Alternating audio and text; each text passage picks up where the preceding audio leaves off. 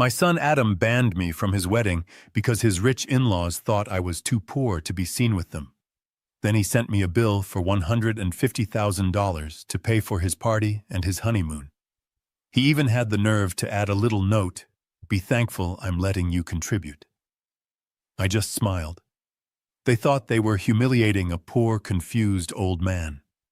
They had no idea they had just declared war on the man who secretly held their entire future in his hands, and I was about to turn their dream wedding into a nightmare they would never forget. If you've ever had to stand up to someone who underestimated you, let me know in the comments below. And please like and subscribe. Your support means more than you know. I'm George Anderson, 71 years old, and I was standing in my kitchen in Montclair, New Jersey, watching the water drip from the faucet. It was a rhythmic, annoying sound. Drip, drip, drip. I'd been meaning to fix that washer for a week. The truth is, I enjoyed the simplicity of fixing things myself. It reminded me of a time when life was simpler. My kitchen is old. The linoleum is original from 1978, a pale yellow pattern that has faded under the morning sun. The countertops are laminate worn but clean. It's a good kitchen. It's seen 45 years of life. It was the kitchen my late wife Clara and I built our family in. I was reheating coffee on the stove when I heard the sound of an engine that didn't belong in this neighborhood. It wasn't the rumble of my neighbor's pickup. It was a high-pitched electric whine. A brand-new Tesla Pearl White pulled into my driveway, looking as out of place as a spaceship in a cornfield. My son Adam got out of the passenger side. He looked nervous. He always looks nervous these days. Then she got out of the driver's side. Brooke. My son's fiancée. Brooke Davenport is a woman who doesn't just enter a room. She assesses it for its weaknesses. She's 30, beautiful in the way a sterile magazine advertisement is beautiful, and she carries herself with an arrogance that only new money can buy. They walked up the cracked pathway to my door. I opened it before they could knock. "Adam, Brooke, what a surprise." Adam gave me a quick, awkward hug, the kind a teenager gives his aunt. "Hey, Dad." We were in the area. Brooke did not hug me. She offered a cheek for me to kiss, and I could smell the expensive, heavy perfume. "George," she said, her voice a smooth, practiced monotone. She stepped inside, and her eyes immediately began their work. I watched her gaze sweep across my living room. She scanned the old, comfortable armchair where Clara used to read. She scanned the bookshelf overflowing with worn paperbacks. She scanned the framed photos on the wall, Adam as a boy, me and Clara on our wedding day. Her eyes lingered on the water stain on the ceiling from a leak I'd fixed 5 years ago. "This is charming," she said. The word charming came out of her mouth, sounding like "conwom." "Can I get you some coffee?" I asked, already moving toward the kitchen. "Oh, goodness, no," Brooke said, following me. She stopped dead in the doorway of the kitchen.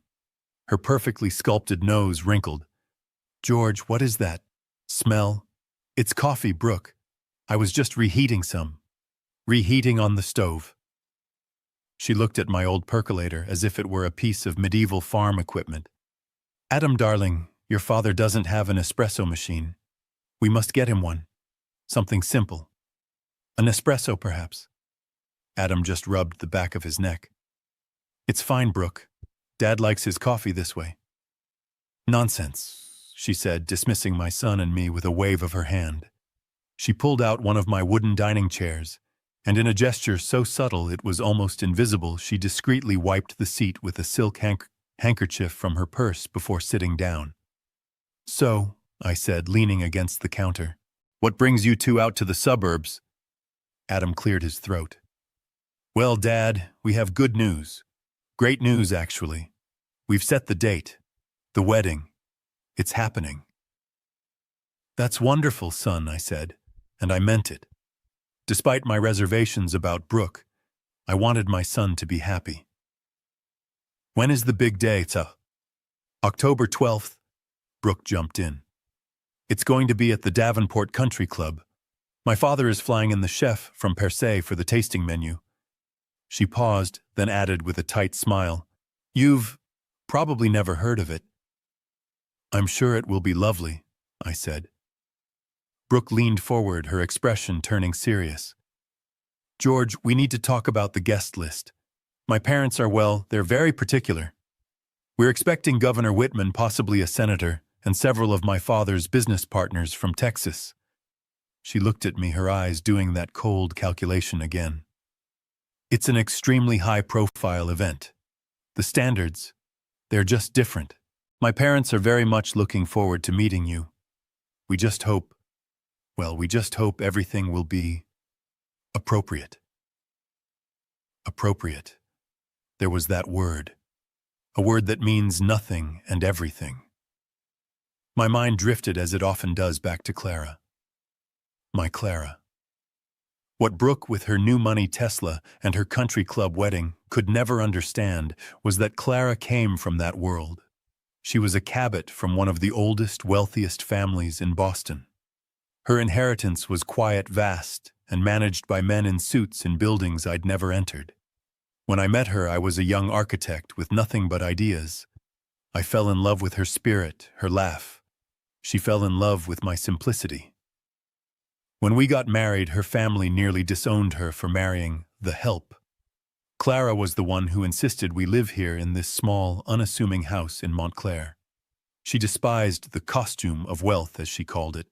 "Wealth is a responsibility, George," she always said, "not a performance." She was terrified of what inherited money could do. She'd seen it rot her cousins from the inside out. She worried about Adam. Even when he was a boy, she saw that softness in him. Not weakness, she'd say, but a neediness. A need to be liked, to fit in. She worried he'd be vulnerable to exactly this.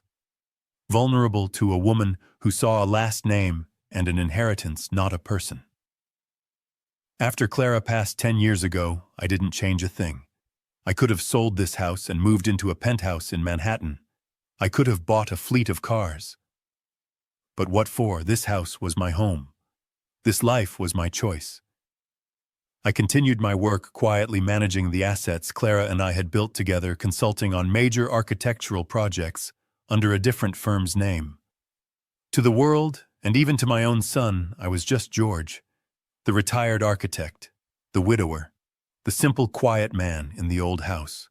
Clara had wanted Adam to make his own way, and I had honored that. I let him find his own job. I let him live his own life.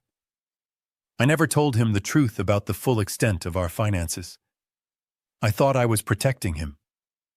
I realize now, looking at Brooke's condescending smile, I wasn't protecting him. I was just making him an easy target. "So," Brooke was saying, snapping me back to the present, "I was thinking, George, perhaps I could send my personal stylist over to help you. Find you a nice suit. Something modern. As a gift, of course. A charity case." She smiled as if she had just offered to save a stray dog. Adam was looking at the floor, tracing the pattern of the linoleum with his shoe. I smiled back. A calm, gentle smile. "That's very thoughtful of you, Brooke, but I'm sure I can find something suitable in my closet." She sighed, a little puff of exasperation. "Of course. Well, we must be going. We have an appointment with the florist. You know they're flying in orchids from Hawaii." They stood up. Adam gave me that same awkward half-hug. Brooke just nodded. "We'll see you soon, George.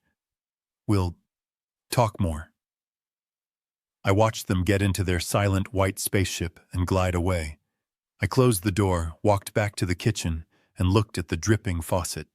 Drip, drip, drip, like a countdown. A few days later, Adam came back. This time he was alone. He was driving his own car, an older BMW that I knew he was struggling to make payments on. He didn't come in right away. He sat in the driveway for a full 5 minutes, just staring at my front door. I knew. Before he even rang the bell, I knew what this was. This was the visit. I opened the door, and he flinched, as if he'd been caught doing something wrong. Hey, Dad, can I, can I come in? It's your home, Adam. You don't have to ask. He walked into the living room, but didn't sit. He just stood in the middle of the rug, wringing his hands. He looked pale. What's wrong, son? Dad, he started. He swallowed hard. I had a long talk with Brooke, and with the Davenports. They flew in yesterday. Ah, Philip and Diana. How are they? They're great, Dad. They're just, you know, very particular. I finished for him. Yeah, exactly. Particular. He took a deep breath. Look, Dad, this is the hardest thing I've ever had to say, but we think it would be better if you didn't come to the wedding. There it was, the clean, sharp cut. I didn't say anything. I just looked at him. I wanted to see if the son I raised was still in there. He couldn't meet my eyes. He was staring at the water stain on the ceiling. It's not that we don't love you. He rushed on the words, tumbling out in a pre-rehearsed cascade of excuses. It's just, this wedding it's a very specific crowd. You know Governor Whitman, like Brooke said. Business partners from Texas. It's a merger, Dad. That's what Philip calls it. A merger of two families. And I said, my voice quiet. Don't fit the brand, Adam winced. I wouldn't say that, it's just, you'd be uncomfortable, Dad. You don't know these people. You don't have, the right things to talk about. The right attire. He was quoting her directly. He was a puppet, and her hand was so far up his back, I could see her fingernails. You'd be all alone, he continued, and everyone would be looking. We just don't want you to feel awkward. This is really for your benefit, Dad, so you don't have to feel out of place. I felt the anger rise, but it wasn't a hot, explosive anger. It was an Arctic cold. It was a clarity so sharp it hurt. He wasn't just barring me. He was patronizing me. He was telling me this was for my good. I see, I said. My voice was perfectly flat. Adam, mistaking my silence for acceptance, let out a huge sigh of relief. He actually laughed. Oh, thank God. I knew you'd understand.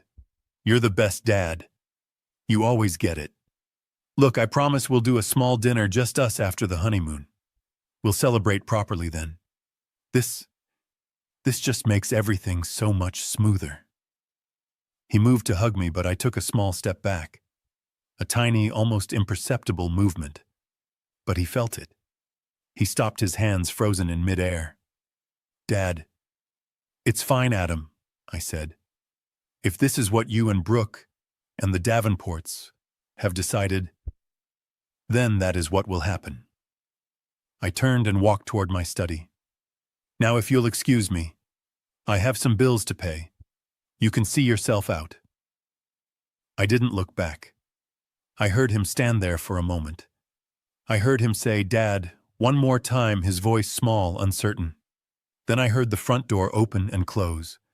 I sat at my desk, the same desk Clara and I bought at a flea market in 1980. I didn't feel sadness. I felt pity. I pitied the boy I had raised, who had become so weak, so desperate for approval, that he would sell his own father for a smooth party. I looked at the photo of Clara on my desk. She was smiling, her eyes bright and intelligent. You were right, my love, I whispered to the empty room. You were right about him. He's been consumed by the very thing you tried to protect him from. I sat there for a long time. The anger didn't come. The grief didn't come. What came was a plan. Clara hadn't just been a good woman. She had been a brilliant woman. And she had taught me how to be smart too. She had known even then that this day might come. And she had left me one final gift, a failsafe. All right, Adam, I said to the silence. You want a merger? Let's see how your new family handles a hostile takeover. Another week passed. The silence from Adam was total. Not a call, not a text. He was relieved. He had done the dirty work, and now he could get on with his perfect new, smooth life. I spent that week in my garden. I was pruning the roses Clara had planted. It was methodical work. Snip, snip, snip. Removing the dead wood to let the new growth thrive. A fitting metaphor.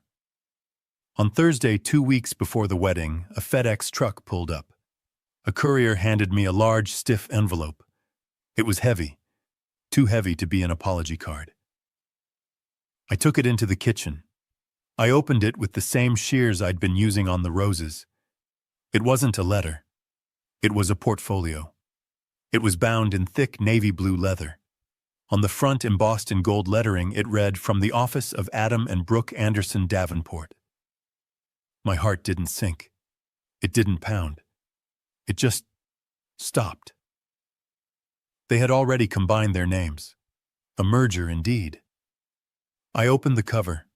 Inside, on thick, creamy cardstock, was a single, professionally printed page. It looked like an invoice from a high-end law firm. At the top it read, "Contribution from the estate of Clara Anderson on behalf of the groom's family." And then the itemized list. Item: venue deposit Davenport Country Club.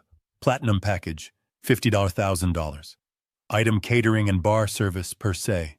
Affiliate, 300 guests, $75,000. Item: honeymoon Maldives. First class suite and private transport, $25,000. A polite line. And then the total. Total due $150,000. I stared at the number. $150,000.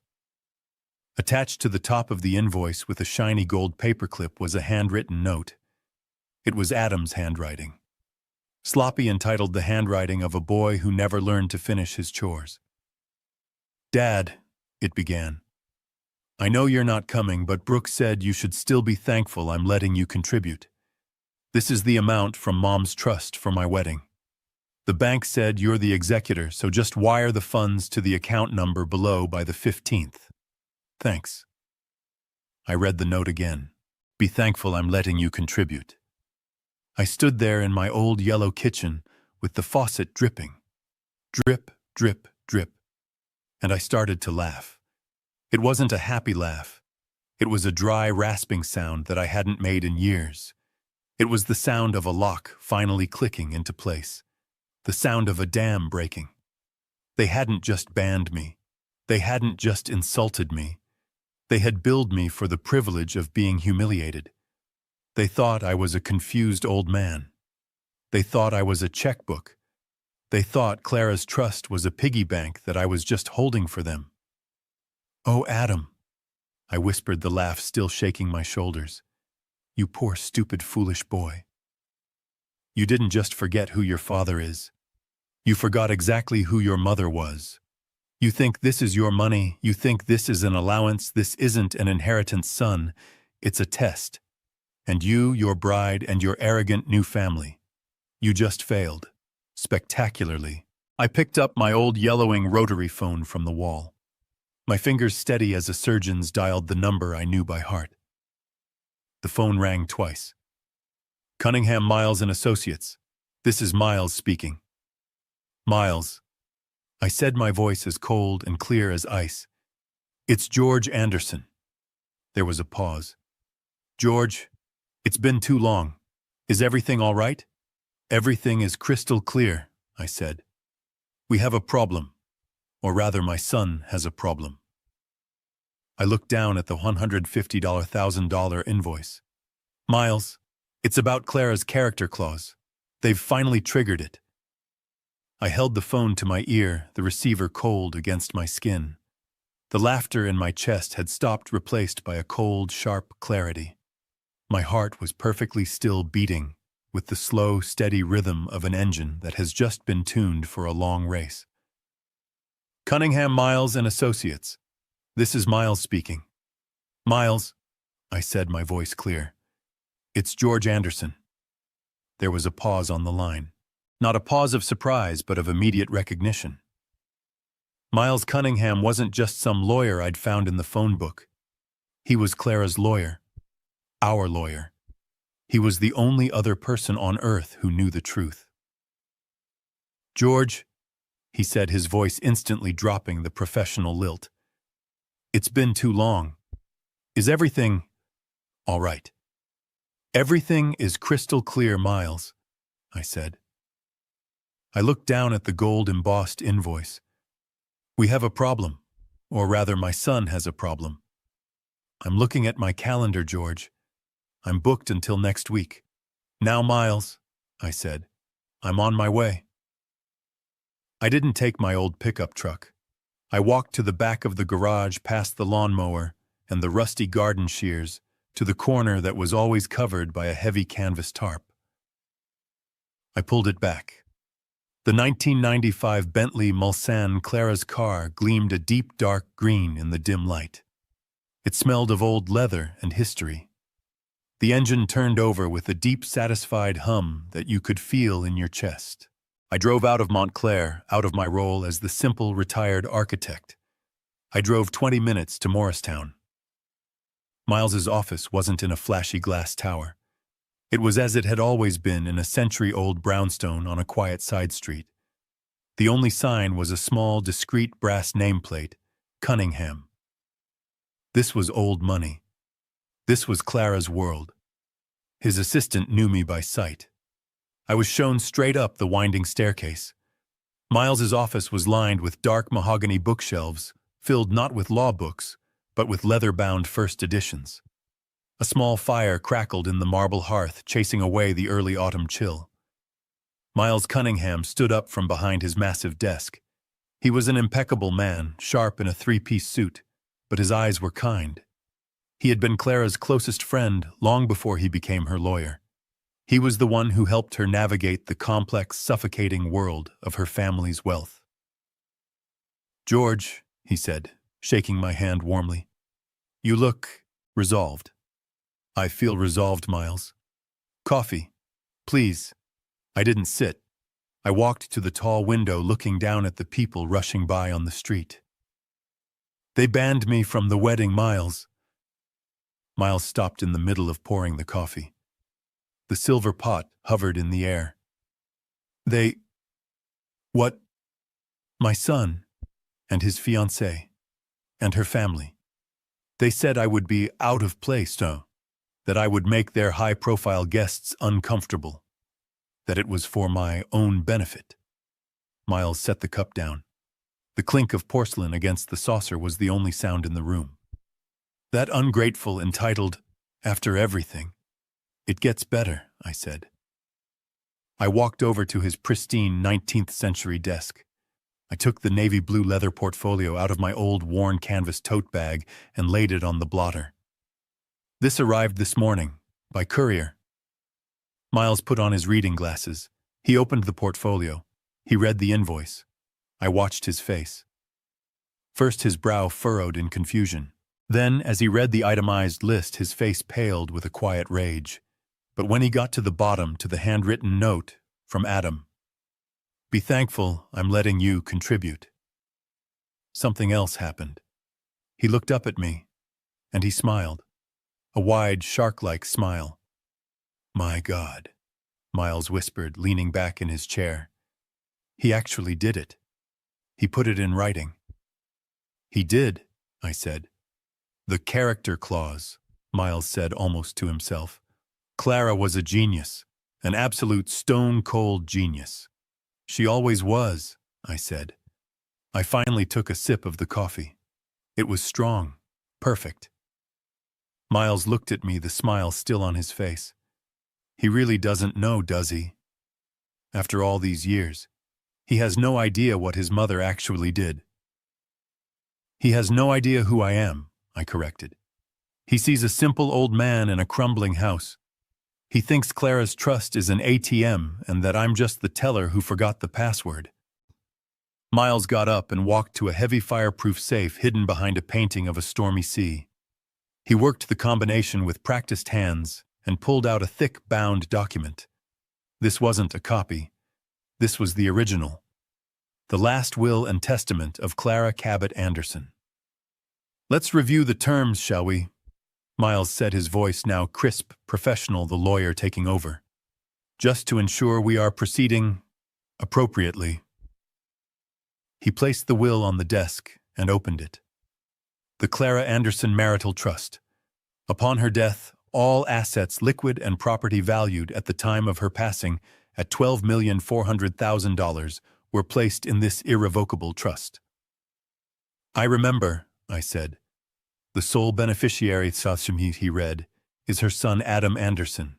However," he paused, savoring the word, "the trust is to be managed by her husband, George Anderson, as the sole executor and trustee for the duration of his natural life." He put the paper down and looked at me. "They think you're just a gatekeeper, George. They don't understand. You're not just the gatekeeper. You are the owner of the gate, the key, and the entire estate it protects." "And then," I prompted, "the beautiful part." Miles smiled again. "Ah, yes. Page 4, paragraph 3, the character clause." He cleared his throat and read aloud. "The assets of this trust are intended to support a life of purpose, responsibility, and integrity. The beneficiary, Adam Anderson, may only draw upon the principal funds after demonstrating to the sole and absolute satisfaction of the trustee a life built on solid moral footing." He looked up at me. "And then Clara's masterstroke, the definitions." He read again. "This moral footing is defined as but not limited to 1 maintaining gainful employment, 2 demonstrating financial prudence, and 3, he tapped the paper with his finger, demonstrating unwavering loyalty, gratitude, and familial respect toward his father, George Anderson, who raised him." "Unwavering loyalty," I repeated. The words tasted like victory. "The clause specifies," Miles continued, "that should the beneficiary Adam fail to meet these standards in the sole discretion of the trustee is instructed to," what's the phrase she used? "Protect the Anderson Cabot legacy from dilution by entitlement." "And what happens to the money?" I asked, though I already knew the answer by heart. "Upon failure to meet the clause," Miles read, "the trust is to be immediately and irrevocably dissolved with the full $12 million, plus all accrued interest transferred not to Adam, but to the Clara Cabot Anderson Scholarship Fund for underprivileged students of architecture. A fund, I might add, of which you, George, are the sole chairman of the board." We were silent for a moment. The fire crackled in the hearth. "She knew," I said quietly. "She knew he was weak. She knew someone like Brooke would come along eventually." "She didn't want to just give him money, George," Miles said gently. "She wanted to give him a reason to become a good man. She built him a safety net, but she also built in a kill switch just in case he decided to set the net on fire. And that's exactly what he's done." "He's planning a merger," I said. "He's marrying into the Davenport family. New money from Texas. All flash, no foundation. They think they're marrying into Clara's legacy. And instead," Miles said, "they're marrying a 35-year-old boy who is as of this moment completely and totally broke. Because I checked this morning, George. His BMW payment is 2 months late. He's maxed out 3 credit cards. That merger isn't a merger. It's a bailout. And he needs this $150,000 to seal the deal and impress his new family. He thinks it's his," I said. "He thinks this invoice is just a formality." "Well," Miles said, closing the heavy will with a soft thud, "he's about to learn about contract law, and about his mother, and about you." He sat down, lacing his fingers. "So, George, as your lawyer and as the co-trustee of this document, I must ask, in your sole discretion, has Adam Anderson demonstrated unwavering loyalty, gratitude, and familial respect?" I thought about the conversation in my kitchen, the charming house. I thought about the phone call. "It's for your own benefit, Dad." I thought about the gold-embossed invoice for $150,000. I thought about the handwritten note. Be thankful I'm letting you contribute. I looked Miles dead in the eye. No, he has failed. Spectacularly. Miles grinned. Then we are in agreement. The character clause has been breached. The trust is for all intents and purposes terminated. He gets nothing. So what do we do about this? I asked, tapping the invoice. This bill for a party I'm not allowed to attend. Legally, Miles said, all business now. We shred it. We send them a certified letter informing them that the trust is dissolved, effective immediately, citing the breach. It will be clean, brutal, final. I shook my head. No, that's too fast. That's your way, Miles. The lawyer's way. Clean, efficient. What's your way, George? I thought for a moment. They've underestimated me. They've played a game thinking I'm a pawn. I'm not going to flip the board over just yet. I'm going to make a move they won't understand. I reached into the pocket of my old work pants. I pulled out my wallet, my old cracked leather wallet, the one I've carried for 30 years, the one that looks like it belongs to a simple old man. I pulled out my personal checkbook, not the trust fund checkbook, my checkbook, from the local Montclair Savings and Loan, the one with my name and address on it, the one Adam assumes has barely enough in it to cover my property taxes. George, what are you doing? You're not going to pay this. I am, I said. I am going to honor his request for a contribution. I took a pen from Miles's desk. Pay to the order of Adam and Brooke Anderson Davenport. I paused. How do you spell nightmare? I asked. Miles laughed. Just write the check, George. I wrote the amount in the box, $1, and on the memo line I wrote very clearly, full payment for groom's family contribution as requested. I tore the check from the book. I'm not sending this by courier, I said. I'm sending this in a plain white envelope with a regular stamp. Let them wait for it. Let them wonder. Let them think the confused old man is trying his best. Miles looked at the check, then at me.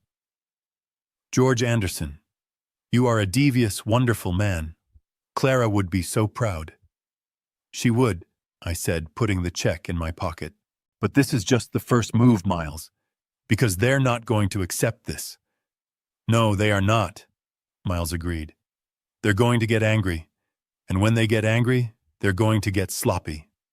Adam mentioned their lawyers. Let them come, Miles said, his smile turning sharp. They're bringing a bill to a gunfight. I can't wait. I stood up.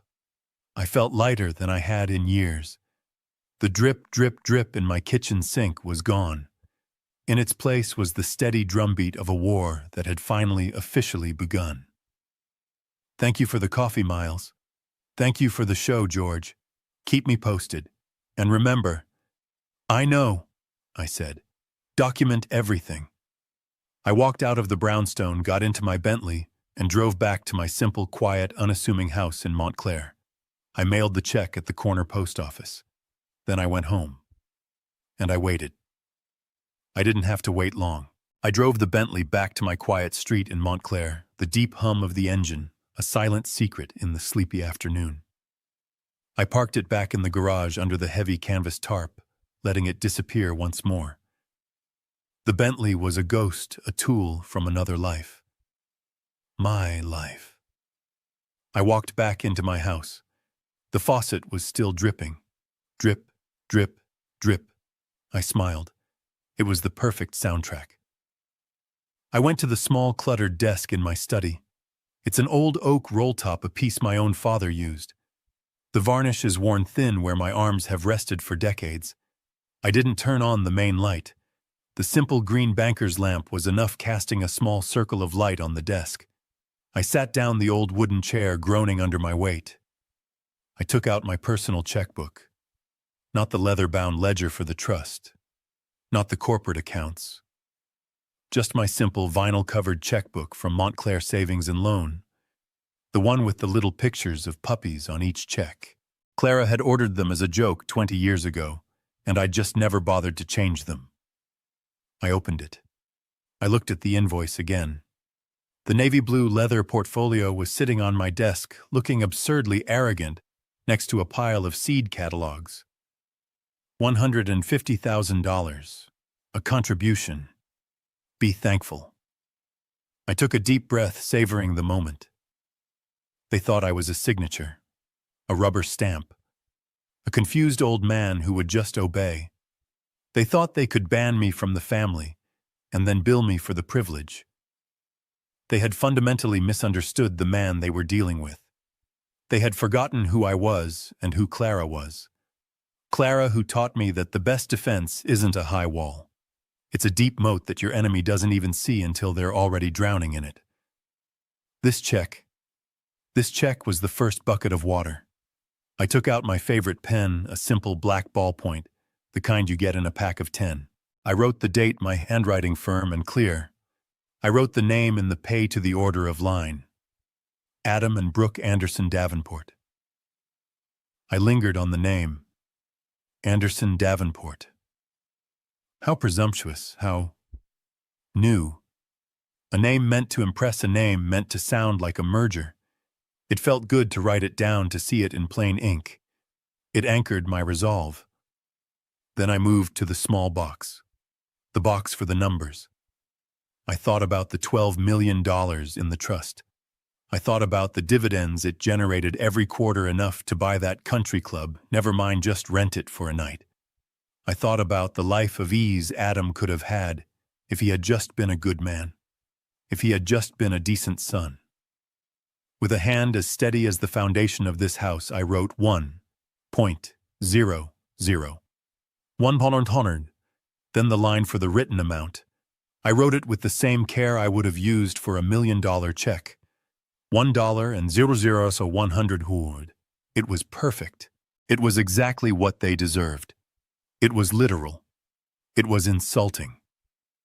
And best of all, it was deniable. I'm sorry, Adam, I thought you wanted a symbolic contribution.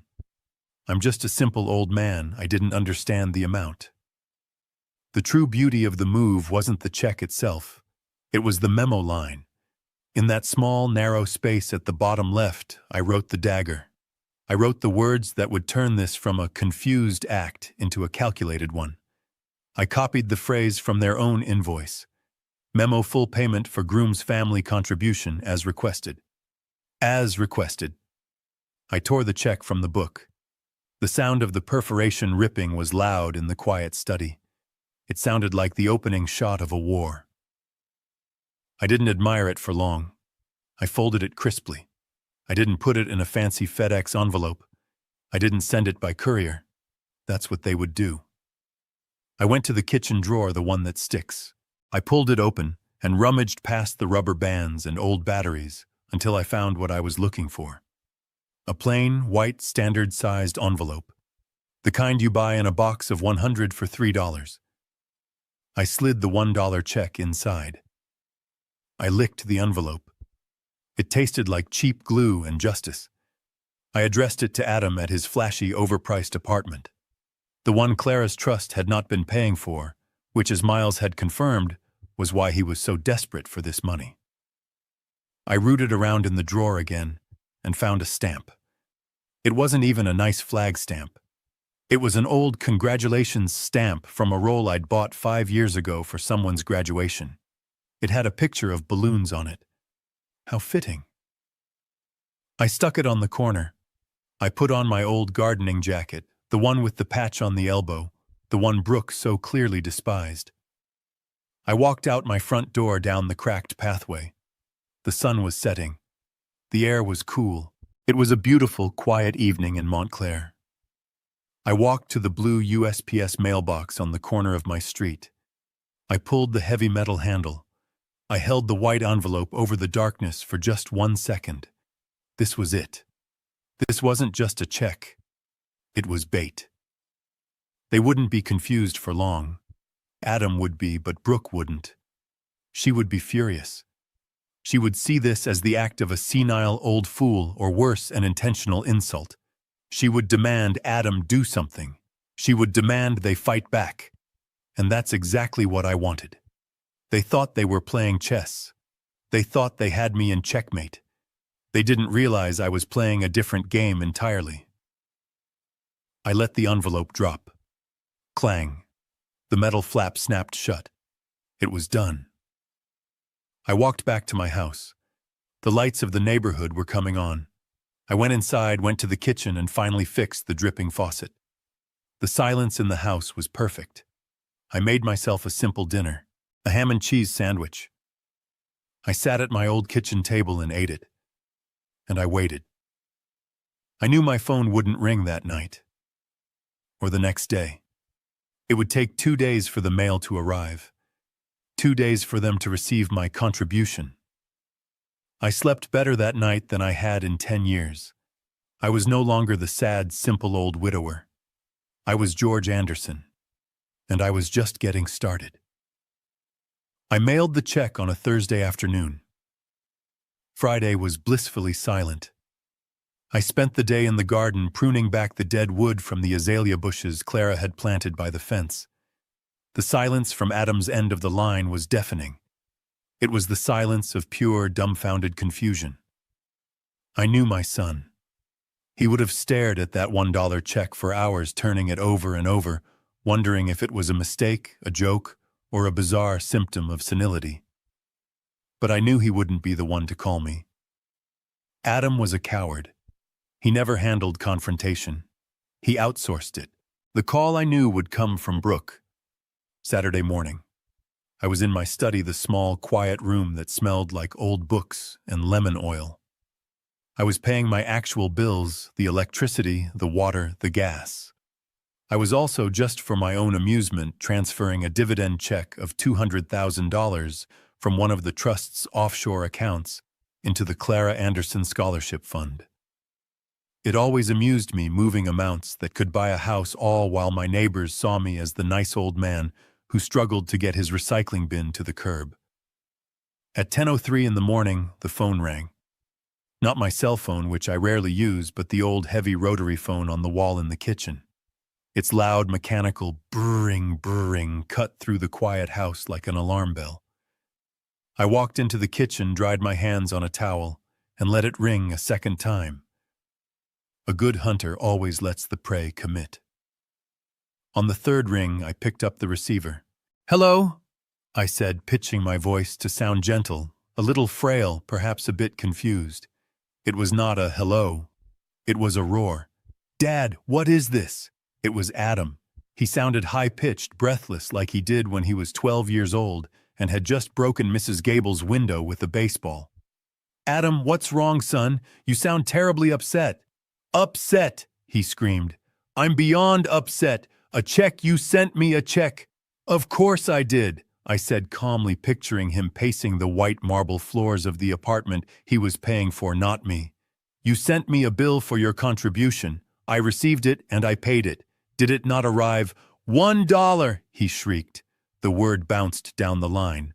$1 Is this a joke? Are you trying to ruin me? A joke, Adam? Why would I ever joke about money? It was a contribution. I'm on a fixed income, son. You know that. I looked at the bill and I gave what I could. I thought $1 was a lovely symbolic gesture. I'm very proud of you. Symbolic. He sputtered as if the word itself was choking him. Symbolic. The bill was for $150,000, Dad, not $1. It's the money from Mom's trust. You know that? Oh, goodness, I said, injecting a note of practiced confusion. 150,000. Adam, that's an enormous amount of money. I must have misread the invoice. Are you sure that seems terribly, terribly expensive for a party? I'm not sure my little savings account. Misread, he yelled.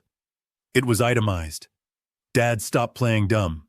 You're doing this on purpose. You're trying to sabotage my wedding. I heard a muffled sound. A sharp, Adam, give me the phone. Just give it to me. You're handling this all wrong.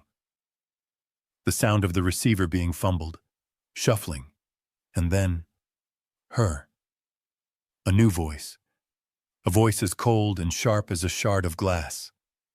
George, it was Brooke. The mask of the loving fiancé was gone. Let's stop playing these sad, pathetic little games, shall we? Brooke, my dear, I said, keeping my voice soft. I'm not sure I know what you mean. I was just telling Adam. Shut up, she snapped. The word hung in the air. Not please be quiet. Not hold on. Just shut up. Just shut up. She repeated, her voice low and simmering with a rage that was far more potent than Adam's childish tantrum. We are not idiots, George. We know exactly what you're doing. I'm afraid I don't. You think you're clever, don't you? You senile old fool.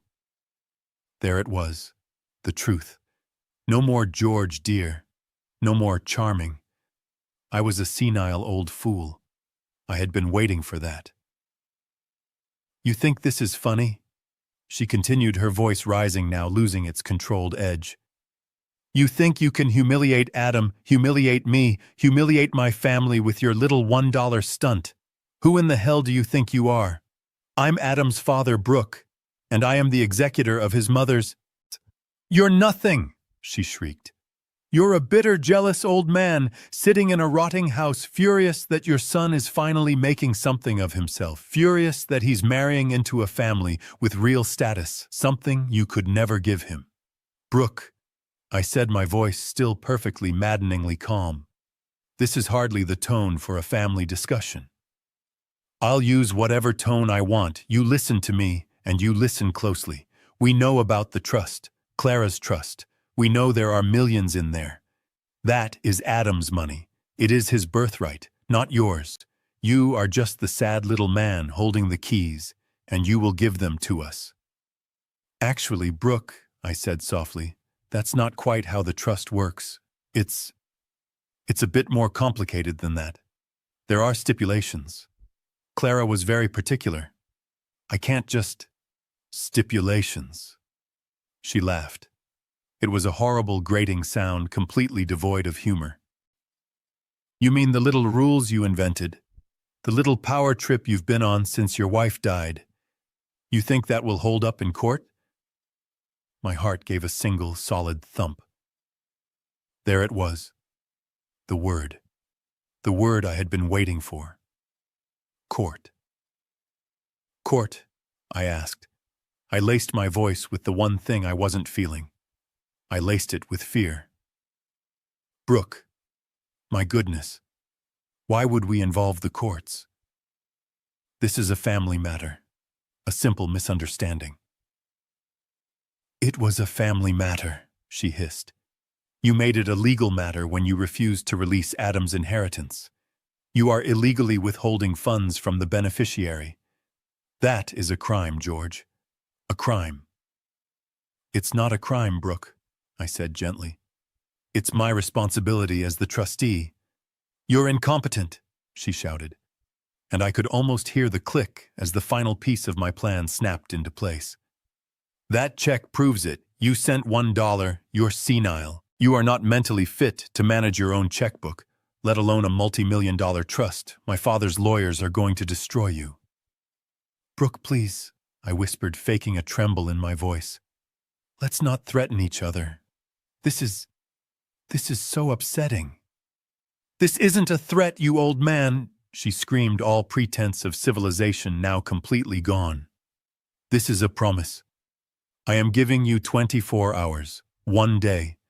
You will go to the bank and you will wire the full $150,000 to our wedding account. The instructions are on the invoice. She took a deep, ragged breath. If you do not, she continued, her voice dropping back to that cold, venomous hiss, on Monday morning, my father's firm is filing a petition with the court. We will have you declared mentally incompetent. We will have you removed as trustee.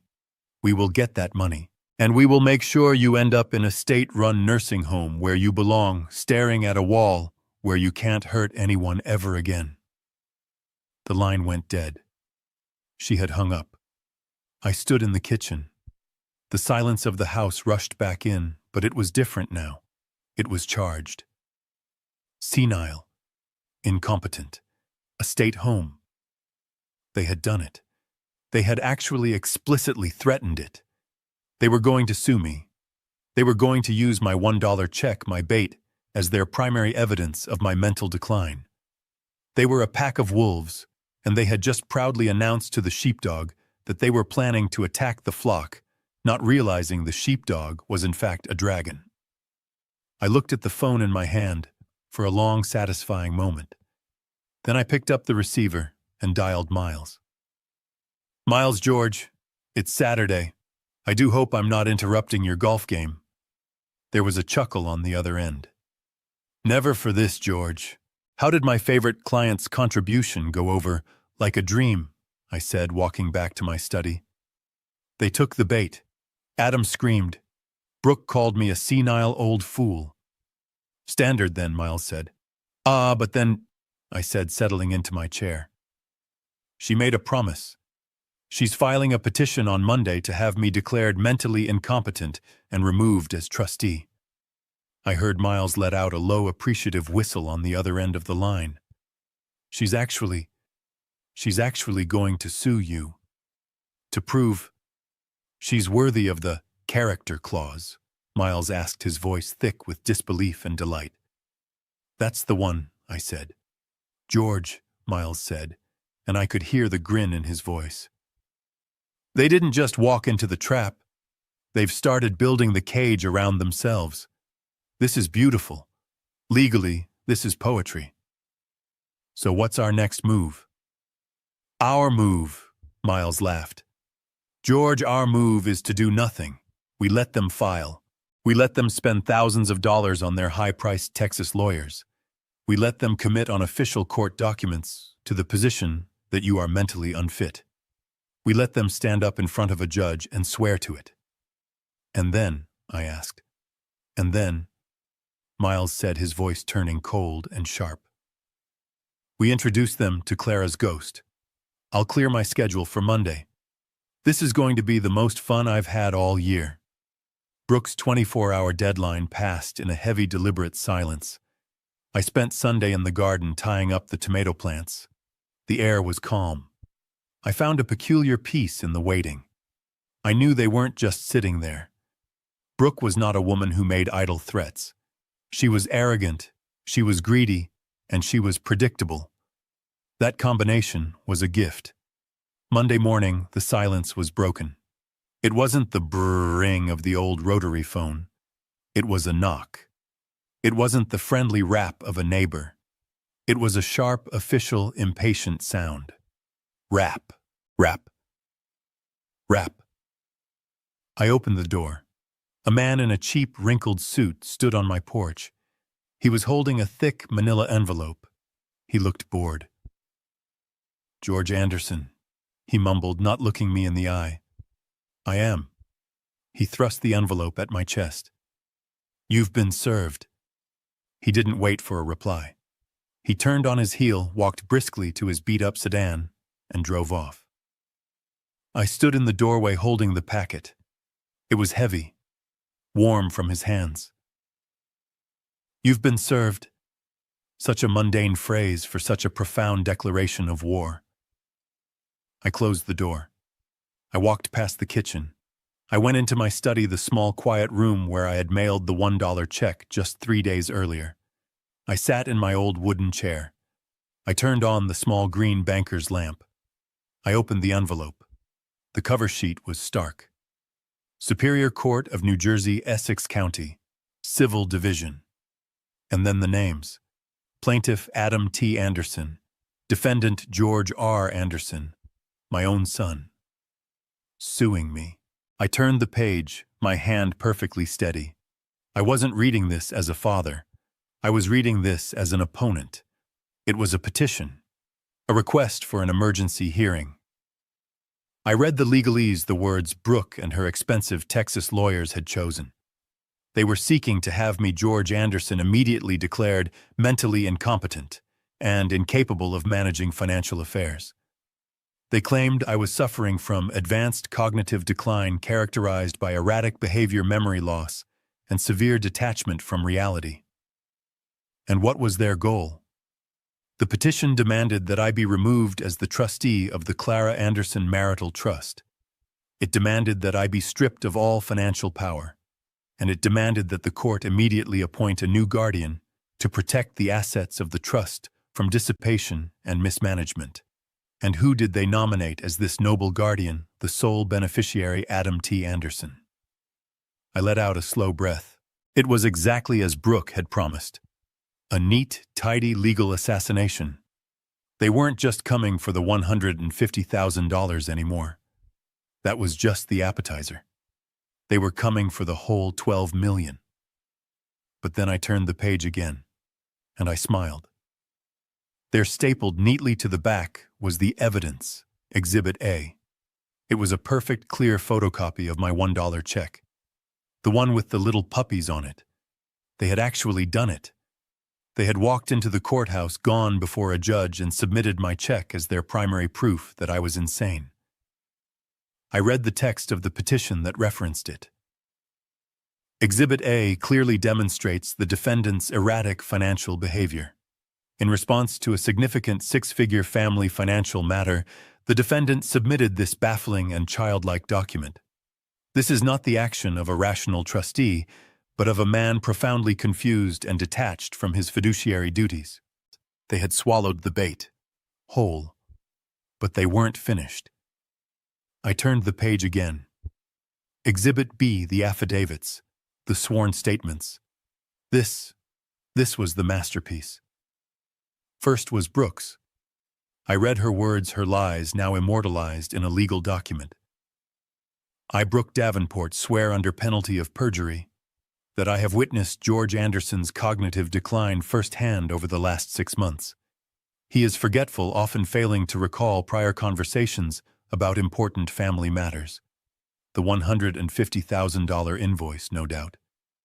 He is paranoid, refusing to leave his home for important events. The wedding she banned me from. He lives in a state of self-neglect, in a home that is crumbling around him. My home, the one she coveted. His actions, like the $1 check, are hostile, erratic, and, in my opinion, dangerous. He is a danger to himself and to the legacy my husband is meant to inherit. It was brilliant. Every virtue I had, my simplicity, my frugality, my desire to live quietly, had been twisted into a symptom of dementia. Then came the statement from Philip Davenport, the Texan. His was shorter. As a man of significant financial standing, I recognize irrational behavior when I see it. Mr. Anderson's response is not that of a sound mind. He is a liability.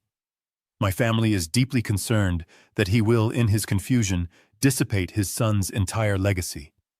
We are stepping in to protect our daughter's new family. Stepping in. What a lovely way to phrase it. But the final affidavit was the one that truly mattered, the one that sealed their fate. It was from Adam. I love my father. His statement began, the words dripping with manufactured pity. It pains me to do this, but I have seen his decline. He recently refused to attend my wedding, citing confusion and anxiety. He lives in isolation. He does not take care of himself. The $1 check, it wasn't a joke.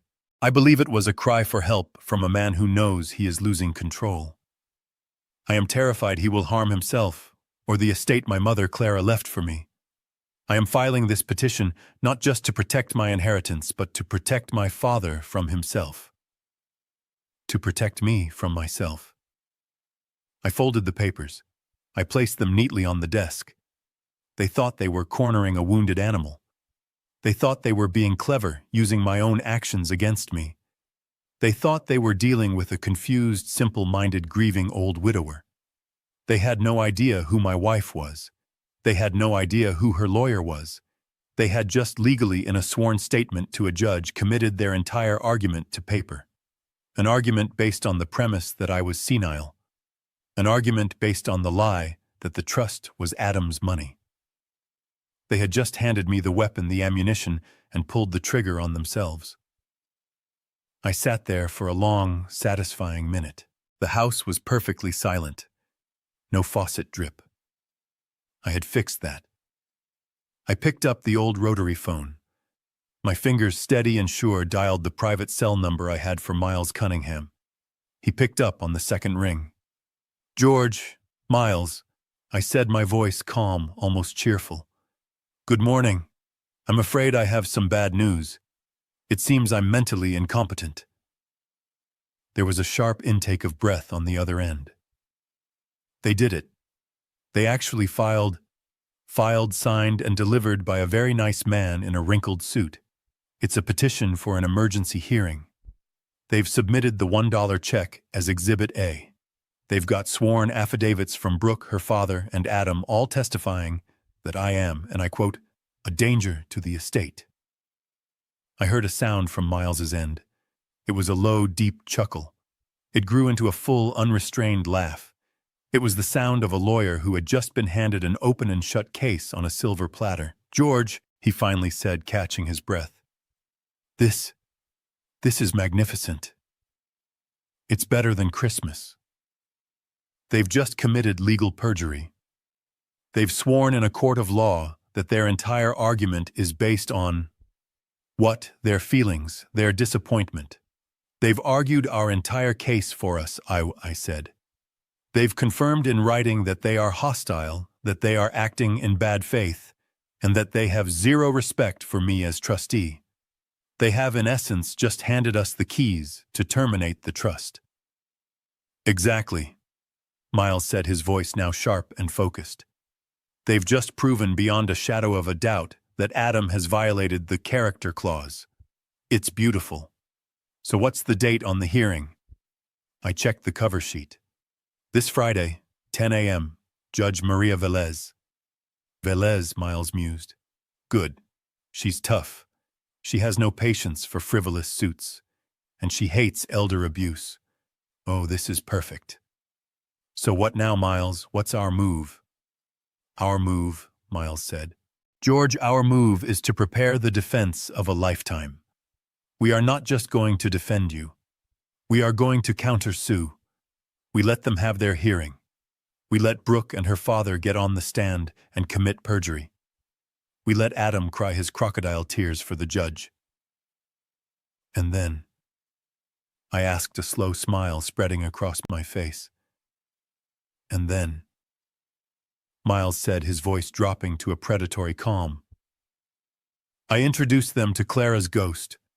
I'm going to bring the original will. I'm going to bring the character clause. And I am going to read it aloud in a court of law. They'll be humiliated, I whispered. They'll be disbarred, Miles corrected. Well, their lawyers will be for filing a suit this frivolous. As for them, they'll be ruined. Get those papers to my office immediately, George. I'm clearing my entire schedule. I am going to enjoy this. I am really going to enjoy this. I hung up the phone. I looked at the legal documents on my desk. My death warrant, they thought. I stood up and walked to the kitchen to make a fresh pot of coffee. The sun was streaming through the window. It was a beautiful Monday morning, and I had a court date to prepare for. I didn't shred the documents. I didn't even file them. I drove them straight to Miles Cunningham's office in Morristown. The brownstone was quiet as always. His assistant, a woman who had worked for him for 30 years and knew all of Clara's secrets, took the thick manila envelope from me without a word, just a tight, supportive smile. She knew what this was. Miles had me shown into the library, not his main office. This was where the real work was done. It was a smaller room, still lined with mahogany, but dominated by a massive oak table. The fire was already lit. He was standing by the window, not in his suit jacket, but in his shirt sleeves and vest. He looked like a general preparing for battle. They're not just sloppy, George, he said, turning as I entered. They're arrogant, and arrogance is a gift. It makes people lazy. He gestured to the table. He had already started. The surface was covered with files. Our files. They think they're the only ones with lawyers, he said. A cold smile playing on his lips. They think they're filing a simple petition against a confused old man. They have no idea they're stepping into a bear trap. I placed the envelope I'd been served on the table. "Exhibit A," I said. "The $1 check." Miles picked it up, handling it with surgical gloves as if it were contaminated. "Beautiful. And Exhibit B, the affidavits. Brooke, her father, and Adam." "He really signed it," I said. It was the only part that still held a dull ache. "He did," Miles said, his voice hardening. "He swore under penalty of perjury that you are incompetent. He just gave us the silver bullet, George. He has legally documented his own violation of the character clause." He tapped the affidavit. This is the act of disloyalty Clara was worried about. She knew. She always knew Adam's spine was made of jelly. She knew someone like Brooke would come along and see him as a mark. Clara didn't write this will to be cruel. She wrote it to see if her son would ever become a man. Miles moved to a thick bound document at the center of the table. "They are suing the trustee," he said, tapping the will. "But they have never read the document. They don't know the rules." "They think they do," I said. "They think the rule is Adam gets the money." "Their lawyers are fools then," Miles said sharply. "They've clearly never tangled with a Cabot-Anderson inheritance. They're used to simple probate. This isn't simple probate, George. This is a fortress. And Clara gave you all the keys." He started to lay out our response. It was simple. It was brutal. "First," he said, placing a document on the table, "our response. A flat denial of all claims. Second," he laid down another, "the original certified copy of the will. We will enter this into evidence. Third," he pulled out a medical file. "Your full psychiatric evaluation, the one I had you do 3 months ago." I smiled. Miles had insisted on it. "Just in case, George," he'd said. "A baseline." "This," Miles said, tapping the psych report, "is from Dr. Alistair Finch, the head of psychiatry at Columbia Presbyterian. It states you are not just competent, but in the top 1% of cognitive function for your age group. It completely invalidates their entire petition. Their evidence is a $1 check. Our evidence is the chief of psychiatry at one of the top hospitals in the country. And then the payoff, as you call it, George." He pulled out 2 more items. My worn canvas tote bag was on the chair. He reached into it and pulled out the leather-bound invoice. "We present their invoice for $150,000, the one they sent before they decided you were senile. We ask them to explain how a man can be dangerously incompetent, but still competent enough to pay for their honeymoon." He then pulled out a small digital voice recorder. "And finally," he said, "we play this." He pressed play. I heard the hiss of the line, and then Brooke's voice, cold and furious. "You senile old fool. My father's lawyers are going to destroy you. We will have you declared mentally incompetent, and we will make sure you end up in a state-run nursing home where you belong." Miles pressed stop. The silence in the room was heavy. "She threatened you," he stated. "She threatened to have you committed if you didn't release funds you weren't legally allowed to. That's not a petition. That's extortion." "So that's the plan," I said. "We let them build their case and then we dismantle it piece by piece." "Exactly," Miles said. "We let them lie.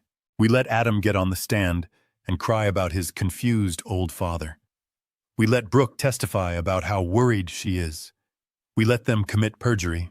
We let them trap themselves so thoroughly that when we present the truth, the only thing the judge can do is grant our counter motion.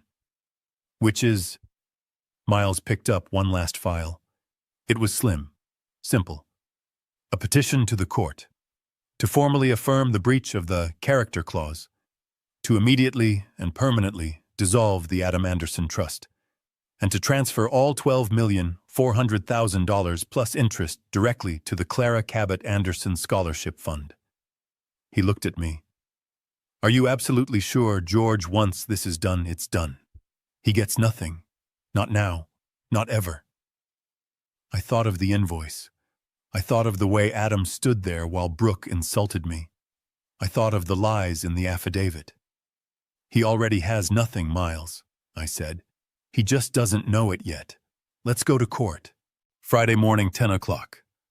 The Essex County Courthouse. I've never liked courthouses. They smell of stale coffee floor wax and desperation. I wore my one good suit.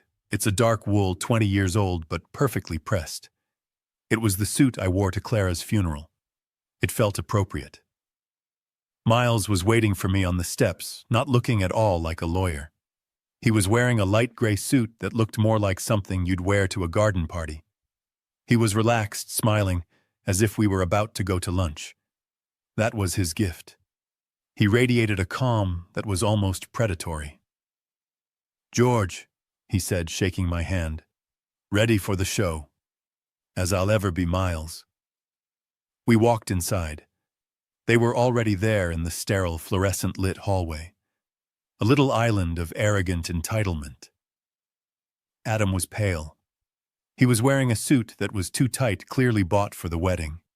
He saw me and his eyes immediately darted to the floor. He couldn't look at me. Good. Brooke, on the other hand, was in her element.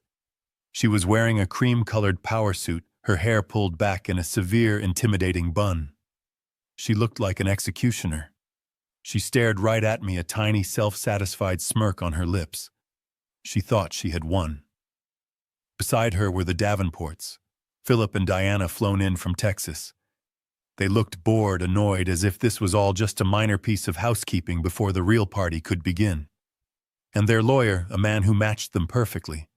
Slicked back hair, a $5,000 suit, and a briefcase that probably cost more than my car.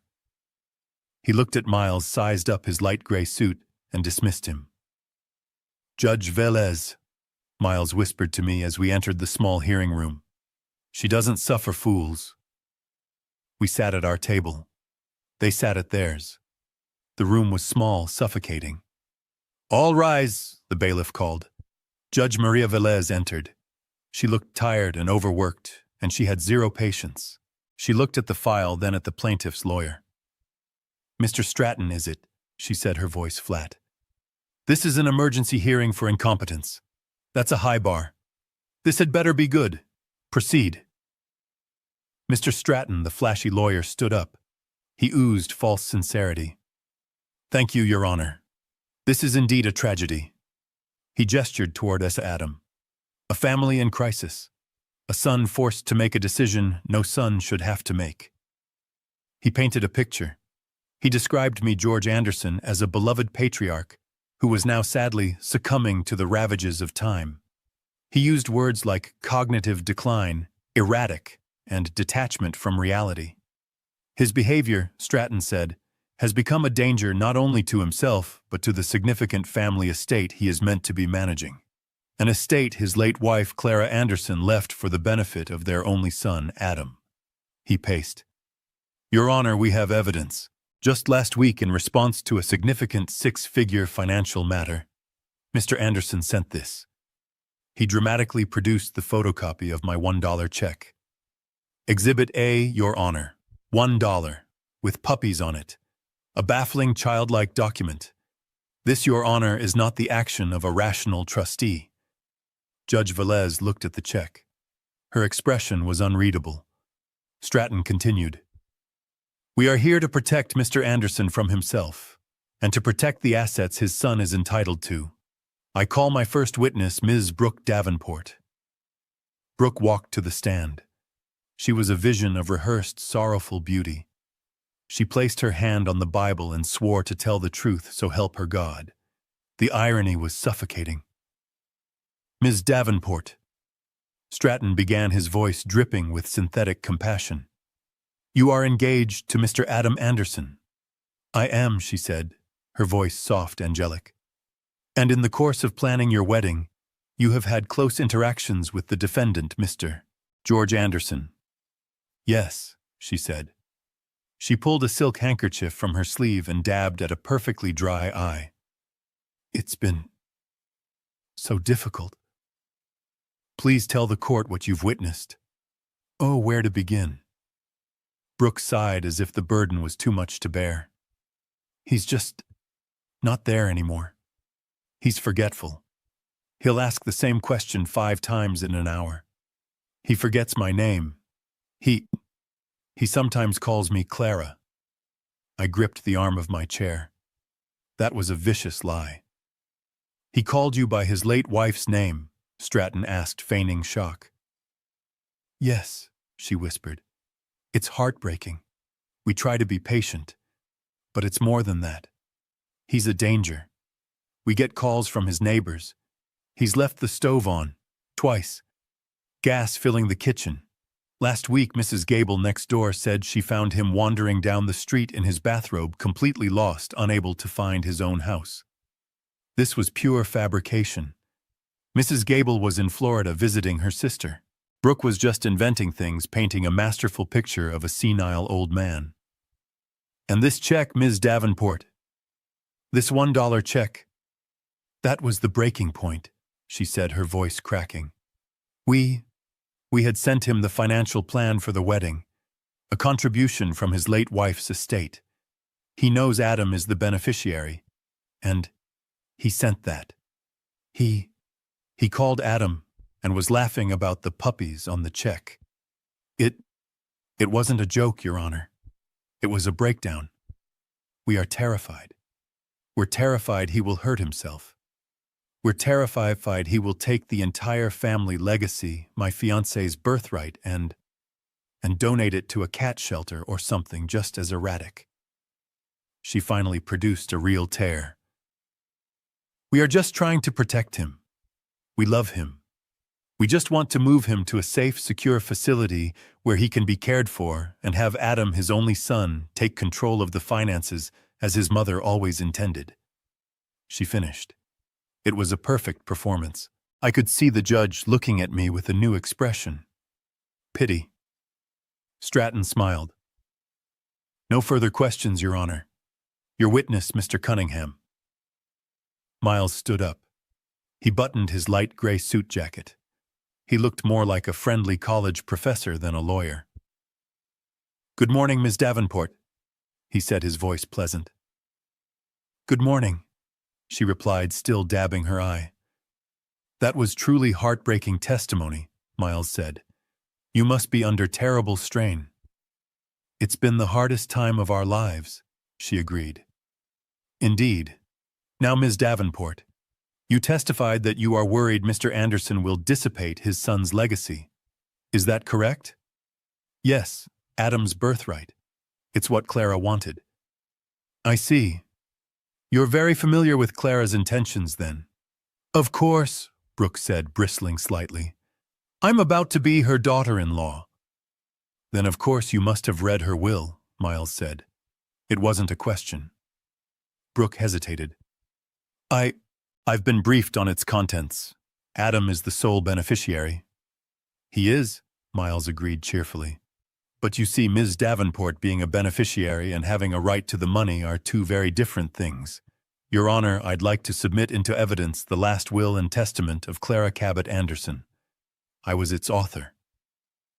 The bailiff handed the thick bound document to the judge.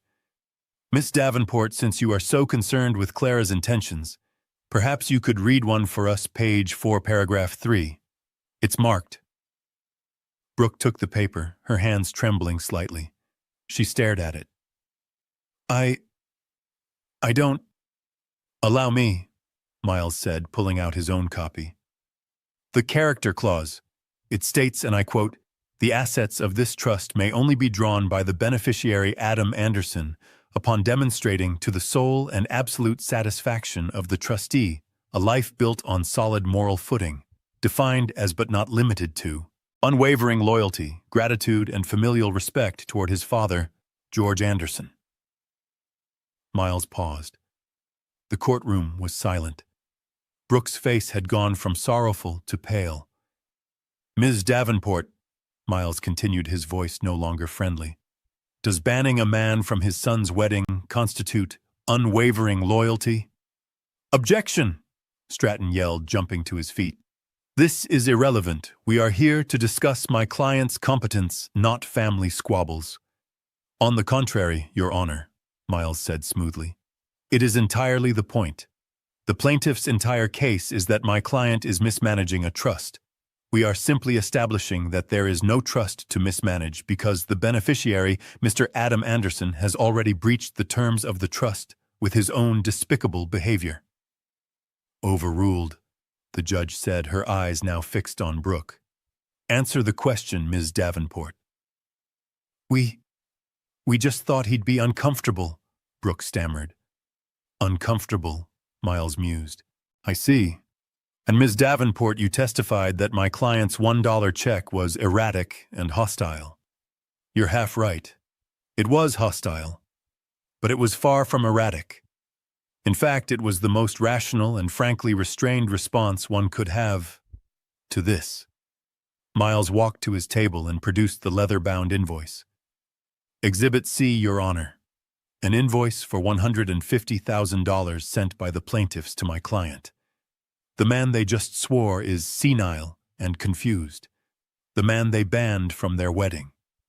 He handed the invoice to the judge. Judge Velez read it. Her face, which had been pale with pity, was now turning a deep dark red with fury. She looked from the invoice to Brooke. They weren't asking a confused old man for help, Miles pressed on. They were extorting him. They were demanding he pay for a party he wasn't allowed to attend.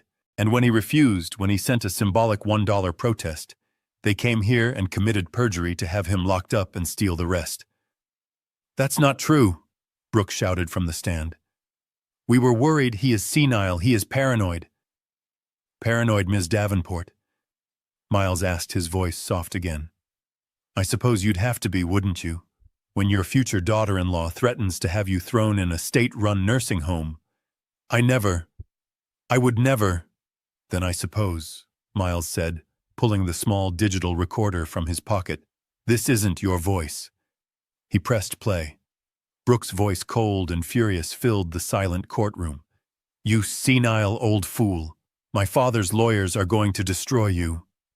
We will have you declared mentally incompetent, and we will make sure you end up in a state-run nursing home where you belong. Miles pressed stop. The silence was absolute.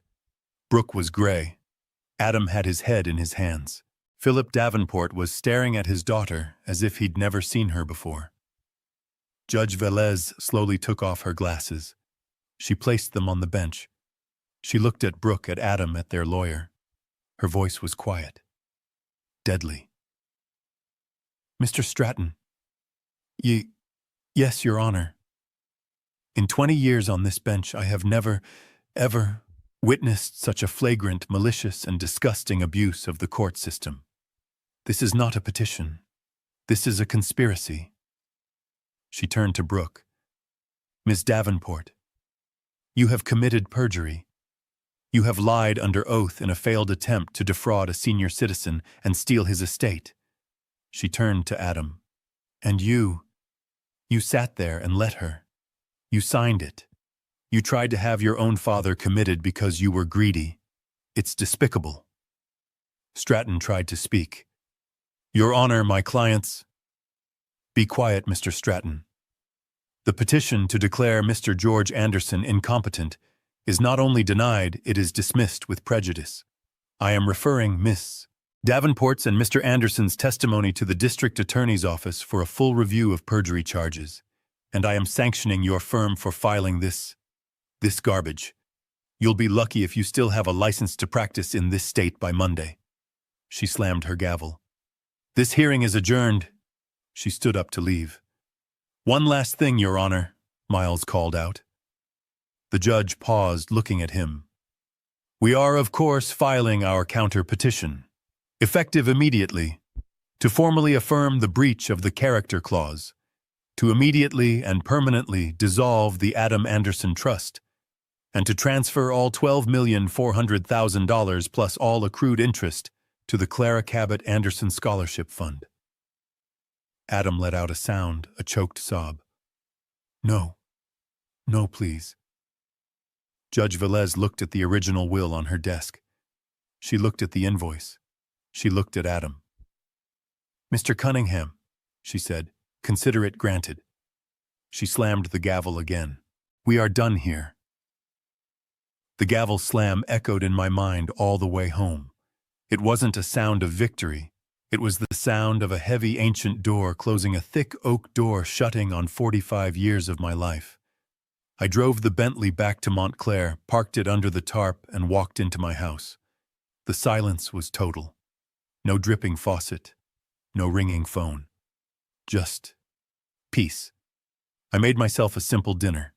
Scrambled eggs and toast. I sat at my kitchen table, the one Brooke had wiped with a silk handkerchief, and I ate. I didn't feel joy. I didn't feel triumphant. I just felt quiet. The storm was over. The dead wood had been pruned. I knew, of course, that the storm was not over for them. I knew that Judge Velez's ruling hadn't just evaporated Adam's imaginary $12 million future. It had also left him with a very real, very immediate $150,000 past. The wedding. The contracts he and Brooke had signed. The deposits her father had not paid, expecting my trust fund to cover it all. The wedding was in 8 days. I slept. I slept for 10 hours, a deep, dreamless sleep. I woke up on Saturday. I worked in the garden. I went for a walk. I bought groceries. The phone did not ring. All of Saturday passed. Silence. I knew what that silence was. That was the silence of pure, unadulterated panic. That was the sound of Brooke screaming at Adam. That was the sound of Adam screaming at Brooke.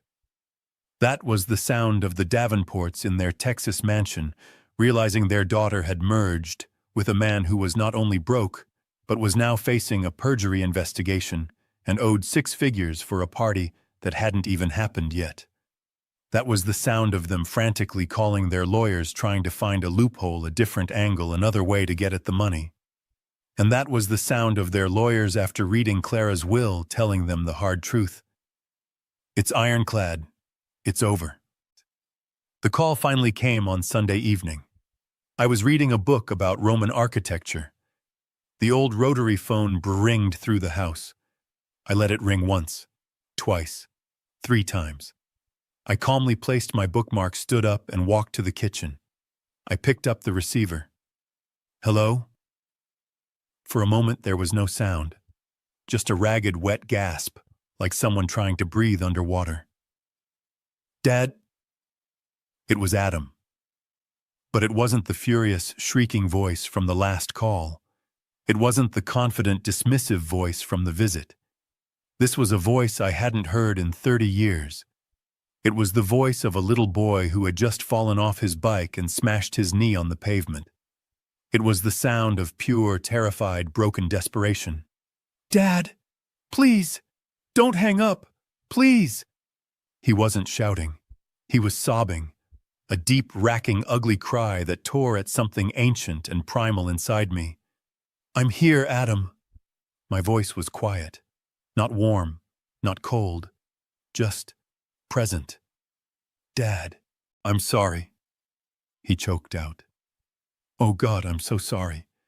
I didn't mean... I never... She told me to do it." The words came pouring out, a desperate, pathetic confession. "It was Brooke, Dad. It was all Brooke, she and her parents. They said you were senile. They told me you were trying to steal my money. They said the $1 check proved you were crazy. I believed them. I was stupid. I was so stupid. I said nothing. I just listened. I listened to my son, a 35-year-old man, try to blame his wife, his in-laws, anyone but himself. I'm sorry, Dad. I'll tell the judge, I'll tell everyone. Just please, Jupo, you have to help me." "Help you with what, Adam?" I asked. "The judge has already made her ruling." "Not the court, Dad." "The wedding," he cried, his voice rising in panic. "The contracts, Brooke's father, Philip, he called the country club. He called the caterer. He canceled the checks. He said, He said I was the one who lied. He said I committed fraud.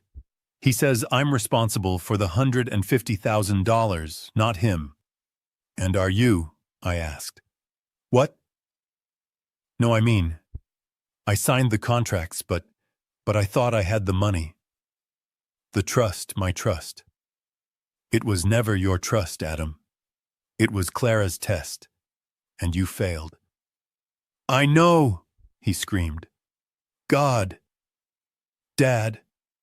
I know I get it. I failed. I'm a horrible person. I'm a failure. Are you happy? Is this what you wanted? What I wanted, Adam, was a son. What I have is a man who tried to have his father committed to a nursing home to pay for a party. There was a long, terrible wail on the other end. Please, he whispered. All the anger gone, replaced by a terrifying, hollow dread. Dad, they're going to ruin me. The club is going to sue. The caterer is going to sue. Philip is... He's talking to his lawyers. He said he's going to have my wages garnished for the rest of my life. He said Brooke is annulling the marriage. That sounds like a very busy day, I said, my voice flat. Dad, stop, he begged. Please, you have money, I know you do. You don't have to be the trustee. Just be my father. Just this once, you're rich, I know you are. Miles called you the chairman. You can't let this happen. You can't let your only son be destroyed, $150,000. It's nothing to you. It's just money. It's just money, I repeated. I looked around my kitchen, at the old linoleum, at the worn countertops, at the dripping faucet I had fixed with my own hands. No, Adam, I said. It was never just money. That was the whole point. What does that mean? He sniffled. It means you're right about one thing. You signed the contracts. You made the promises. You're a grown man, and you're part of a merger, remember, and in a merger, you have to be able to cover your own debts. This is your business, Adam, not mine. Dad. No. Dad, please. What am I going to do? I'm ruined. Yes, I said. You are. You won't help me after everything. You're just going to let this happen, your son. My son. I said, my voice as cold and final as the gavel's slam would have never put me in this position. I hate you, he whispered, the desperation finally curdling into pure, impotent rage. I hate you. I know, I said, and for the first time I think I truly did. You made your choice, Adam, I said. You chose the Davenports. You chose Brooke. You chose the high-profile life. Now, go and live with your choice. I heard a sound. A gasp, a final choked sob, and then I placed the heavy black receiver back onto its cradle. The connection was cut. The line was dead. I stood in the silence of my kitchen. It was over. The last tie. Severed. The son I had raised, the boy Clara had worried about, was gone. And in his place was a stranger screaming into a dead phone. A stranger I had just finally let go. The Saturday of the wedding, October 12th, arrived with a painful, perfect clarity. The sky was a sharp, cloudless blue, and the autumn air in Montclair was crisp, smelling of wood smoke and damp leaves. It was the kind of day Clara and I would have spent in the garden, preparing the roses for the first frost. I woke up at 6, as I always do. I made my coffee on the stove. I read the newspaper. I did not look at the one good suit hanging in my closet, the dark wool I had worn to Clara's funeral. That suit was for mourning, and I was not in mourning. I realized, preparing for battle. I waited until 2 in the afternoon. I knew the ceremony was scheduled for 3. I went to the mudroom by the back door. I didn't put on my good suit. I put on the clothes I'd been wearing all week to dig up the dahlia bulbs.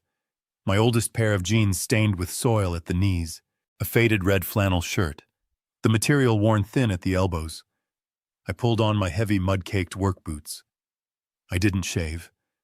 I ran a hand through my gray hair, letting it stand where it pleased. I looked at my reflection in the small, cracked mirror by the door. I was exactly who they had accused me of being. A simple, poor, disheveled old man. A man who would be out of place. A man who would make the governor uncomfortable. It was the perfect disguise. I didn't take the Bentley. I took my 20-year-old Ford pickup truck, the one with the persistent rattle in the engine and a long rust-colored scratch along the passenger side. The one Adam used to beg me to sell because it embarrassed him. The drive to the Davenport Country Club took 30 minutes. I drove through the massive ornate iron gates. The sign was new gold and black, designed to look old but failing. It screamed, "New money." I passed the golf course, a rolling green carpet that looked artificial. I passed the tennis courts where silent figures in white moved gracefully. My truck's rattling engine sounded like a cough in a cathedral. The main entrance was a disaster of luxury. Valets in bright red vests were sprinting back and forth trying to manage a logjam of black Escalades, white Teslas, and silver Porsches. I drove right past the chaos, past the grand fountain. I went around to the back of the massive clubhouse to the service entrance where the real work was done. I parked my old truck between a large refrigerated food supply van and a florist's van. No one even glanced at me. I was invisible. I was just part of the help. I got out. The air smelled of expensive perfume from the guests and cooking grease from the kitchen vents. I could hear the faint, civilized sound of a string quartet playing somewhere on the main lawn. The ceremony was beginning. I didn't try to watch. I had no interest in seeing Brooke in her white dress or Adam pale and sweating in his tuxedo. I was not there for the ceremony. I was there for the reception. I was there for the bill. I walked around the side of the massive building, keeping to the shadows of the large manicured oak trees. I found a spot by a row of tall hedges near a set of large arched French doors that led into the main ballroom. The doors were propped open for the waiters. From there, I could see everything. The ballroom was grotesque. It looked like an explosion in a flower shop. There were towering centerpieces of white orchids, the ones Brooke had mentioned were being flown in from Hawaii. There were ice sculptures. There was a gold monogrammed A and B projected onto the polished dance floor. I stood there in the shadows, smelling of garden soil and old flannel, and I watched the 300 high-profile guests mingle. I saw men I recognized from the financial pages. I saw Governor Whitman laughing loudly. I saw Philip and Diana Davenport, the parents holding court like royalty accepting compliments, their faces masks of pure, triumphant arrogance. I looked for Adam and Brooke. They were probably still taking photographs. But I wasn't looking for them. I was looking for the person in charge. The person who was not having a good time. And then I saw her. A woman in a severe black pantsuit. She had a headset on the clear wire coiled behind her ear. She was holding a clipboard which she gripped so tightly her knuckles were white. This was the wedding planner. She was not smiling. She was not greeting guests. She was pacing at the back of the ballroom near the entrance to the kitchens. She kept looking at her cell phone. She would stare at it, her eyes wide, and then look up at Philip Davenport, who was laughing and shaking the governor's hand. She typed a furious text message. She shook her head. I saw her walk quickly to one of the catering captains. She spoke to him, her gestures sharp, fast, and angry. The captain's eyes widened. He said something back. She just shook her head again, more violently this time, and pointed toward the main bar. I looked at the bar. It was massive, stocked with hundreds of bottles of the most expensive liquor. But the three bartenders, they weren't pouring. They were standing still, polishing glasses that were already clean. The guests were flowing in from the ceremony, champagne flutes in hand, but the main bar was dark. It wasn't open. The wedding planner marched over to the head bartender. I was too far away to hear, but I could read the body language. She was demanding. He was unmoving. He shrugged, held up his hands as if to say, "Not my problem." and then pointed to his own phone. He hadn't been paid. The checks hadn't cleared. The final wire transfer had not arrived. The planner's face, even from 50 feet away, was a mask of pure, abject panic. She looked at her headset, spoke into it, and then looked at her watch. She was trapped. The checks that Philip Davenport had promised to cover, the checks that were supposed to be backed by my $12 million, had all bounced. Every single one. The $1 check had been a stone tossed into a pond. This was the tidal wave hitting the shore. I didn't smile. I just stood there in the shadows in my dirty boots. They had banned me because I was not appropriate. And now their entire appropriate event, their high-profile merger, was about to visibly and spectacularly collapse on itself. The string quartet still outside finished its song. There was a long, awkward pause, and then no new song started. They too were clearly waiting for a check. The silence was deafening. The guests were looking around confused. The wedding planner, now pale as a sheet, was speed-walking toward the kitchen. I saw her grab her phone and dial. I knew who she was calling. It was time. I stepped out from the shadows of the hedges and began to walk toward the service entrance. I walked slowly toward the service entrance, my muddy boots making no sound on the expensive flagstone path. The chaos was beautiful. Through the kitchen doors, I could see chefs standing still, their arms crossed, tall white hats tilted in conference. Waiters were huddled by the ice machines, not loading trays but whispering. The whole multi-$100,000 event was grinding to a halt. The woman in the black pantsuit, the wedding planner, burst through the kitchen doors, her face pale and slick with sweat. She wasn't just stressed, she was terrified. This was a career-ending failure, and she knew it. She jabbed a number into her phone. "Philip, pick up, you coward!" she hissed into the voicemail. "The bar is closed, the string quartet is packing up, and the chef says he won't plate the appetizers until the wire transfer clears. You told me it was guaranteed. You told me the groom's family had it covered." She hung up, shaking. She looked like she was about to be physically ill. I stepped out from the shadow of a large potted ficus tree. I kept my voice soft, harmless, confused. "Excuse me, ma'am, I think there might be a problem with the music." She spun around, her eyes wide with panic. She looked at me, at my mud-stained jeans, my thin flannel shirt, my gray, uncombed hair. I could see her mind processing me in a millisecond: gardener, janitor, irrelevant old man. "What?" she snapped. "I don't have time for this. Go find your supervisor." "Oh, I don't work here," I said, offering a small apologetic smile. I'm a guest. Sort of. I'm George Anderson, the groom's father." Her jaw dropped. She stared at me. She looked at my boots. She looked at my face. She looked at my flannel shirt. Her professional mask cracked wide open, revealing the raw panic underneath. You're George Anderson," I repeated politely. "Adam's dad. I heard you shouting just now. Something about the groom's family having it covered. It sounds like there's a problem with the payment."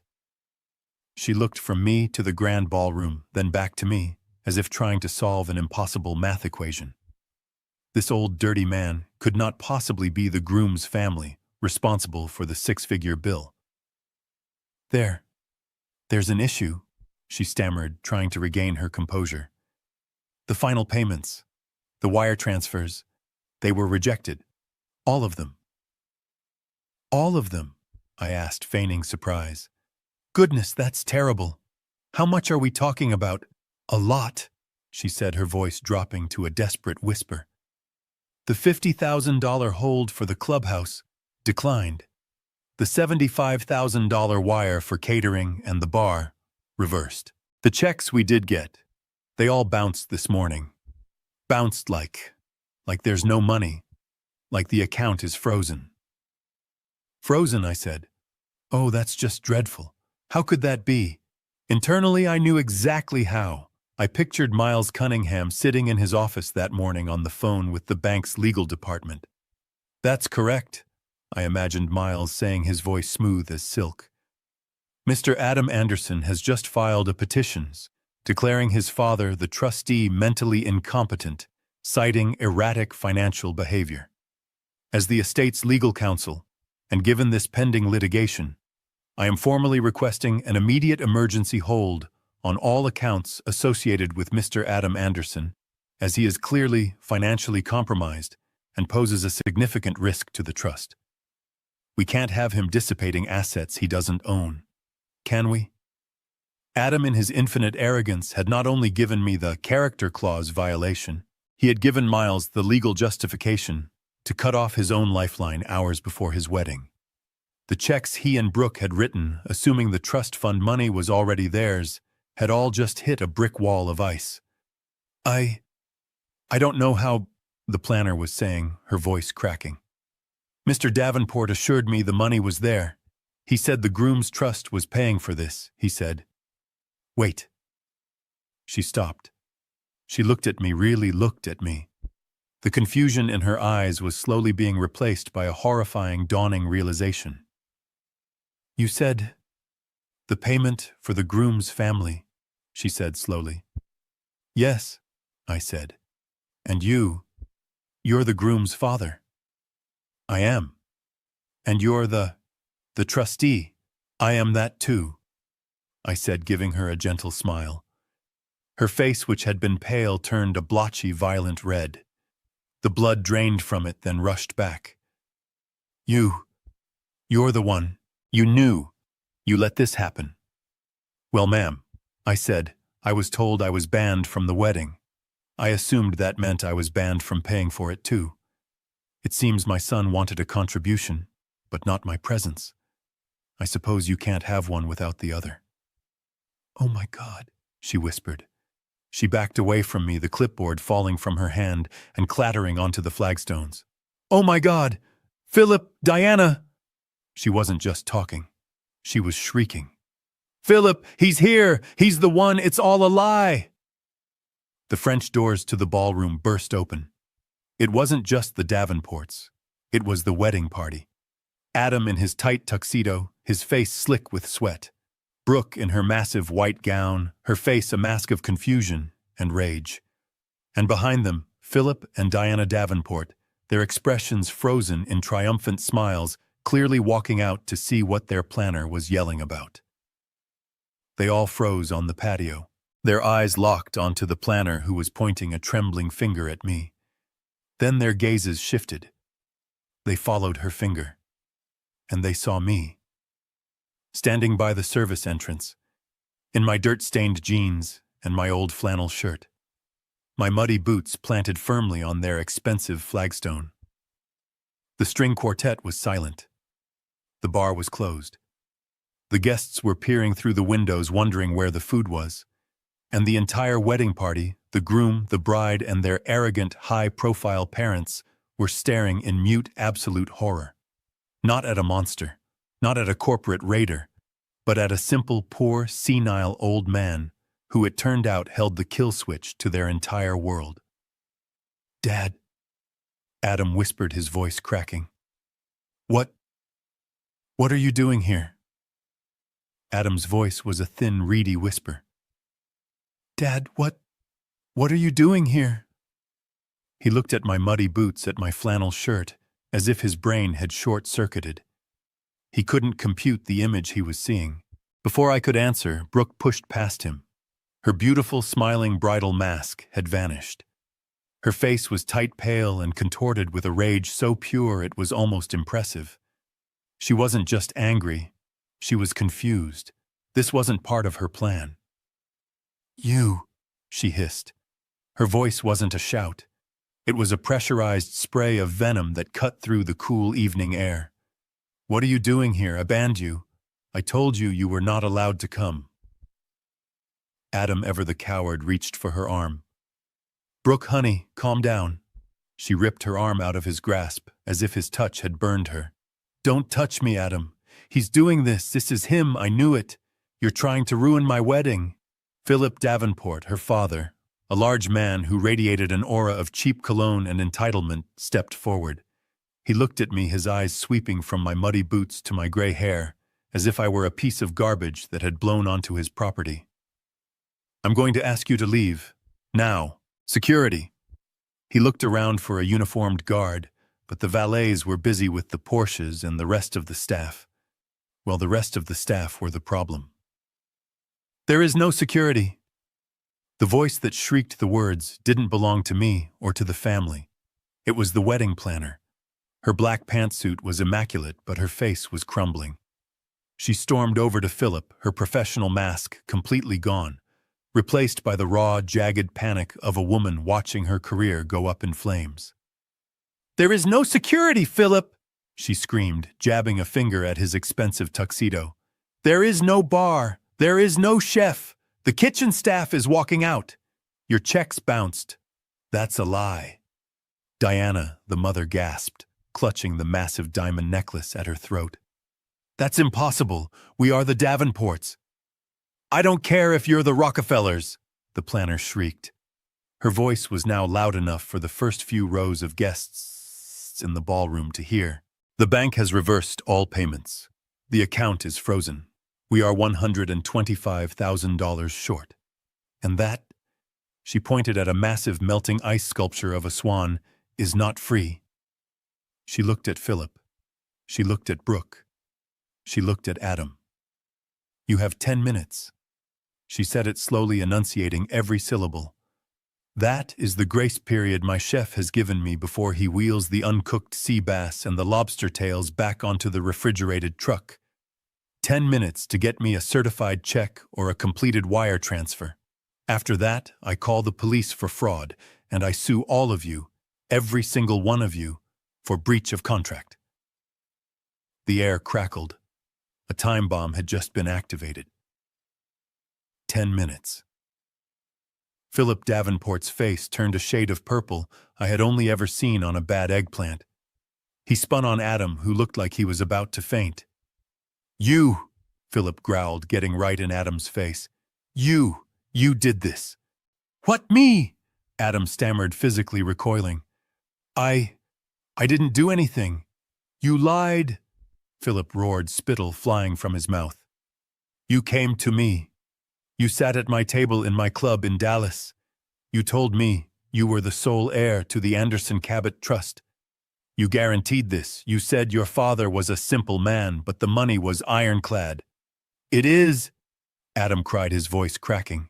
He looked past his furious father-in-law, his eyes wide with naked panic locking on me.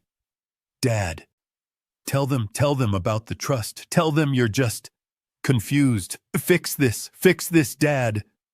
He was begging me.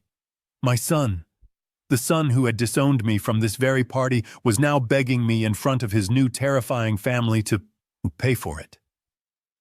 I just stood there. My hands were buried deep in the pockets of my old jeans. I didn't say a word. I just watched. Brooke turned on Adam. Her face was no longer angry. It was white with a slow, dawning horror. She had just connected the dots. She had seen the planner's panic, heard her father's accusation, and now she was looking at me, her confused father-in-law, standing there in muddy boots watching her dream collapse. He can't, can he?" she whispered. She looked at my old Ford truck parked in the service lot. She looked at my calm, quiet face. "Oh my God," she breathed. "Philip was right. You're a liar." "No, Brooke, I'm not," Adam cried, tears now streaming down his face. "Dad, tell them about the money. Tell them to stop." "You married me!" she screamed, her voice breaking into a hysterical shriek that echoed across the silent golf course. "You married me, and you're broke. You're a fraud. You have nothing. You're nothing." "I'm not!" Adam yelled back, finally pushing Philip away. He was sobbing now, a desperate, cornered animal. "The trust, it's my money. He's just being mean. He's punishing me because I didn't invite him, Dad. Please, I'm begging you." All eyes turned to me. The $300,000 wedding. The merger of two great families. The high-profile event. The future of the Davenports' social standing. All of it was hanging in the balance, and I was just a quiet old man in a flannel shirt smelling faintly of garden soil. "He's right," I said. My voice was calm. It wasn't loud, but it cut through the hysteria like a razor. Adam's head snapped up. His sobbing stopped. "What? He's right," I repeated, looking directly at Philip Davenport. "Adam is the sole beneficiary of the Clara Anderson Trust. It is, as you said, quite large and ironclad." A single shaky breath of relief escaped Adam's lips. Brooke's eyes widened with hope. Philip narrowed his still suspicious. "Then pay them," Philip demanded, gesturing to the apoplectic wedding planner. "Stop this idiotic, childish game and pay the bill." "I can't," I said simply. "What do you mean you can't?" Brooke shrieked, the hope vanishing. "You're the trustee Adam told us. You just sign the check. Do it." I said, taking a small step toward them, "that the account is, as your planner so accurately noted, frozen. It's completely locked. Nothing can go in and nothing can come out." Adam's face crumpled. "Frozen, why?" "Who you did this? You sabotaged me." "No, Adam," I said, looking my son dead in the eye. "You did." "What are you talking about, old man?" Philip growled. "Spit it out. We're on a clock. You see, Mr. Davenport," I said, my voice as patient as if I were explaining something to a child. "Your lawyers are very good, but my wife's lawyers, they were better. My wife Clara was a very, very smart woman. She knew Adam. She loved him, but she knew him. She knew he craved approval. She knew he was susceptible to people who valued this." I gestured to the dripping, useless ice swan. "Over this." I tapped my chest over my heart. "So she put a clause in her will," I continued. "A character clause. It was a test, you see." They all just stared at me. "Adam would only inherit his $12 million, I said, savoring the number. I saw Brooke and her parents flinch. They hadn't even known the correct amount. "He would only get that money if he could prove to my soul and absolute satisfaction that he was a man of integrity, responsibility, and, here's the beautiful part, unwavering loyalty and respect to his father." Adam's face went from pale to the color of ash. He knew what was coming. "The minute you called me to ban me from this wedding, Adam, you failed the test. The minute you and Brooke sent me that $150,000 invoice for a party I wasn't allowed to attend, you signed your own disinheritance." That's not legal," Philip sputtered. "You can't just... It's subjective. We'll fight this." "Oh, it's 100% legal," I said. "And it was subjective. It was all up to my discretion. But then your family... Tom decided to make it objective. You filed a petition. You swore to a judge on Monday morning that I was senile and incompetent." I smiled. "You can't have it both ways. You can't argue in court that I'm too senile to manage a checkbook, and then in the same week demand I authorize a $150,000 wire transfer. You legally proved my point for me. You proved you were acting with malice. You proved you had no respect. You, Mr. Davenport, and your daughter and my son. You all personally handed a judge the evidence needed to terminate that trust. Forever." 8 minutes. The wedding planner said, her voice hollow. She was just looking at her watch now, completely detached. Brooke looked at Adam. Her face was no longer angry. It was dead. $12 million, she whispered. Adam just stared at me, his mouth open, making no sound. 12 million, I confirmed. And all you had to do was invite your father to your wedding. 10 minutes are up, the planner announced loudly, her voice cracking with the strain. That's it. We're done. Shut it down. Call the police. She turned and marched back toward the kitchen, screaming into her headset. Shut it down. All staff out. We're evacuating the building. The client has defaulted. Philip Davenport let out a noise, a low, animalistic groan from the back of his throat. You bastard. You ruined me. Brooke didn't scream again. She just looked at Adam, her eyes completely vacant. And then she did something I will never forget. She reached up very slowly and with a vicious twist pulled the massive glittering diamond engagement ring off her finger. She didn't throw it. She just opened her hand and dropped it. It hit the flagstone with a tiny, insignificant tink.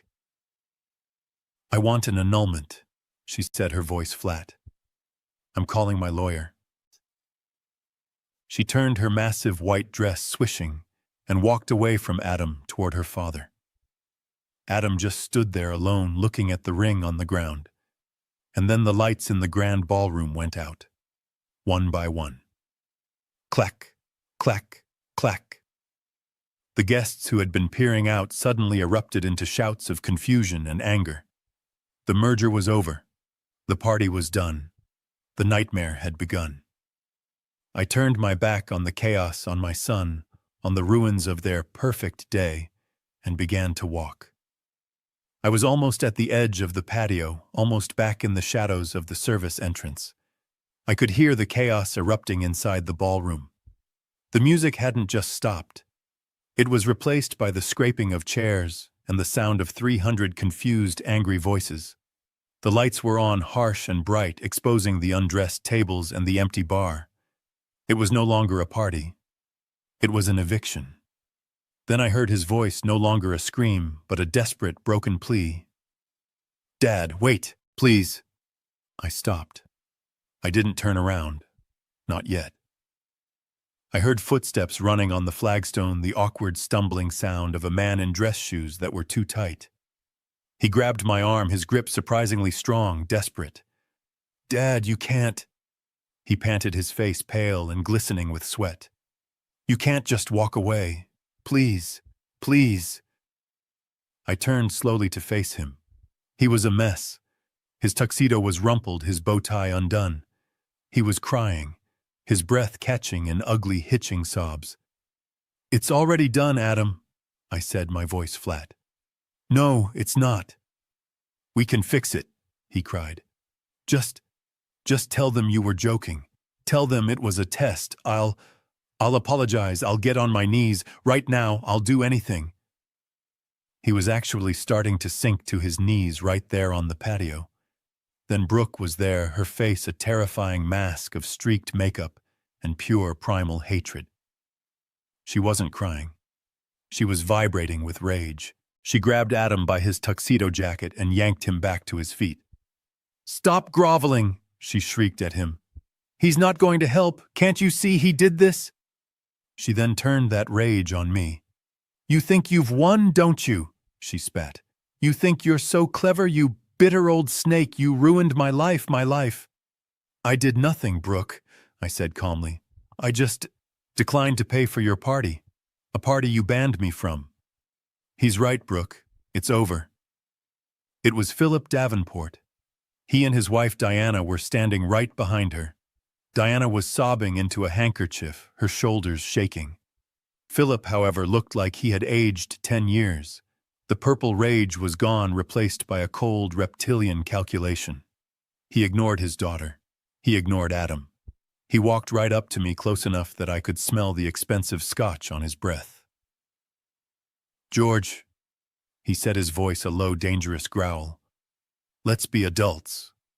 You've made your point. You've humiliated my daughter. You've embarrassed my family. Bravo. Now name your price." I just looked at him. "What?" he snapped. "What do you want?" 100,000 too. You want me to apologize?" "Fine. I'm sorry. I'm sorry my daughter thinks you're a senile old fool. Now fix this. Pay the planner. Get the lights turned back on." I almost smiled. Even now, he thought this was a negotiation. He thought he could buy his way out. "It's not for sale, Philip," I said. Diana, his wife, finally spoke, her voice thick with tears. "Please, George, think of the scandal, the shame, our friends, the governor. They're all in there. This will ruin us. It will ruin Brooke." She was pleading, but not for my forgiveness. She was pleading for her reputation. "You should have thought of that. I said, before you decided to judge me by my gardening clothes. I'll pay you, Adam blurted out, a new desperate idea striking him. When I get a job, I'll pay you back. All of it, the 150,000, just cover it. Please, Dad, it's my wedding. That was the moment. The final desperate plea from the man-child who had caused it all. He still didn't get it. He was still trying to bargain, still trying to use money he didn't have to fix a problem he had created. He was still... Adam, I looked at him, at his tear-streaked, terrified face. You're right, Adam, I said. It is your wedding. I reached into the pocket of my old flannel shirt. Their eyes followed my hand. Adam's hopeful. Brooks suspicious. Philip's confused. They thought I was reaching for a checkbook. I took out my hand, and I opened my palm. I held his gaze. My son. This desperate, broken stranger in a ruined tuxedo. He was still begging, his hands clasped together, as if in prayer, his eyes flooded with tears. Dad, please. I'll do anything. Just pay them. I'm begging you. Philip and Diana were silent, watching me. Brooke was watching me, her face a pale, frozen mask of hatred. But her eyes were still desperate. They still, even now, thought I was their only way out. They thought my love for my son or my fear of their shame would finally make me open my wallet.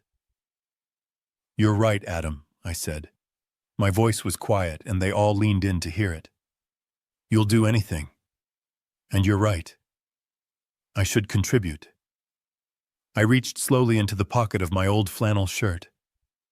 I saw Adam's eyes lock onto my hand. A tiny, pathetic flicker of hope ignited in his face. He thought I was reaching for my checkbook. He thought I was finally giving in.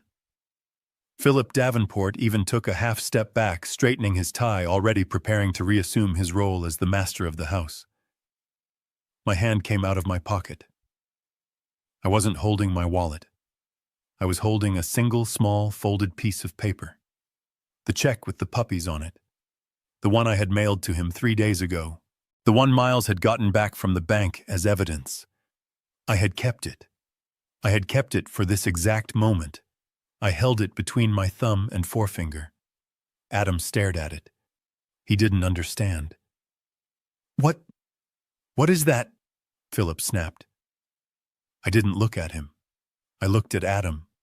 I unfolded the check. I held it up in the harsh light of the patio. $1. Adam's breath hitched. He knew exactly what it was.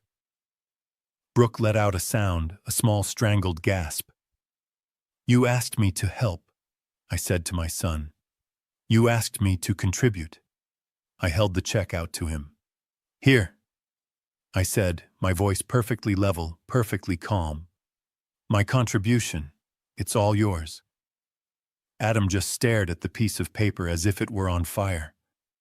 I don't understand, he whispered, though his eyes showed that he understood all too well. I smiled. It was a small, sad smile. It was the last smile I would ever give him. You should be thankful, Adam, I said, my voice soft, letting each word land with the weight of a stone. You should be thankful that I'm letting you contribute.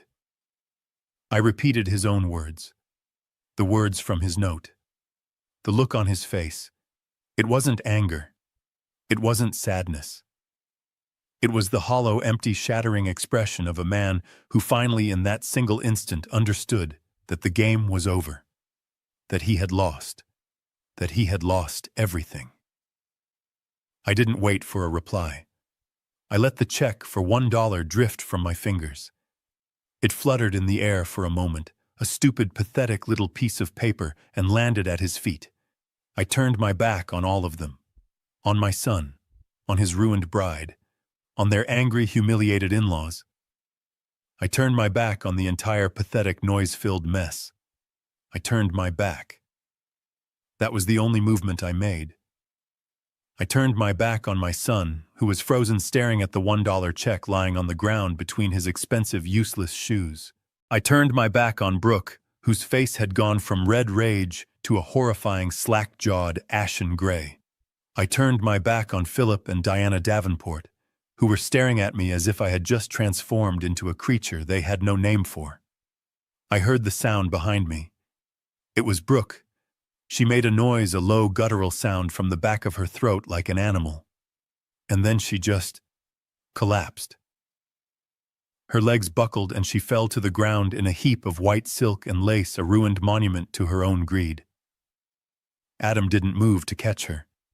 He was still paralyzed, lost. Philip was the first to react, but he didn't run to his daughter. He lunged at me. You can't just walk away." He grabbed my shoulder. I stopped. I didn't turn. I just spoke over my shoulder, my voice calm and final. "Take your hand off me, Philip." I don't know what he heard in my voice. Maybe the authority of a man who had chaired boards. Maybe the coldness of a man who had just disowned his only child. But he flinched. His hand dropped. "Security!" he roared again, but it was pathetic now. "Somebody, stop him!" But no one moved. The wedding planner was already on her phone, speaking in a low, furious voice, undoubtedly to her own lawyer. And then the sound of the ballroom finally broke open. The shouting began. It wasn't just confusion anymore. It was outrage. I heard a man, his voice booming with authority. It sounded like the governor yell, "What in God's name is the meaning of this? The bar is closed." I heard Diana Davenport let out a high-pitched, hysterical wail. "My party, my daughter, he's ruined everything." I didn't look back. I just walked. I walked off the flagstone patio, past the melting ice swamp one that was weeping onto the grass. I walked past the darkened ballroom, where the 300 high-profile guests were now just a confused, angry mob in expensive clothes. And I walked past the kitchens, where the chefs were already loading their uncooked sea bass back onto the trucks. I walked along the service road, my muddy boots crunching on the gravel. I could still hear Brooke's sobs, a thin, desperate sound in the perfect, crisp October air. I reached my truck, my old rusty Ford pickup parked between the florist's van and the catering truck. The drivers were leaning against their vehicles, smoking cigarettes, watching the chaos at the clubhouse with bored amusement. "Looks like the party's over, old-timer," one of them said to me, gesturing with his cigarette. "It would seem so," I replied. I put my hand on the cold metal door of my truck, and I saw him. Miles. He was leaning against his own car, a quiet, dark sedan parked in the shadows. He wasn't smiling. He just nodded once, a simple gesture of acknowledgement, of a job done. I nodded back.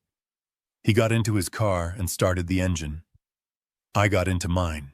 The old Ford engine rattled to life, loud and obnoxious in the sudden silence of the country club.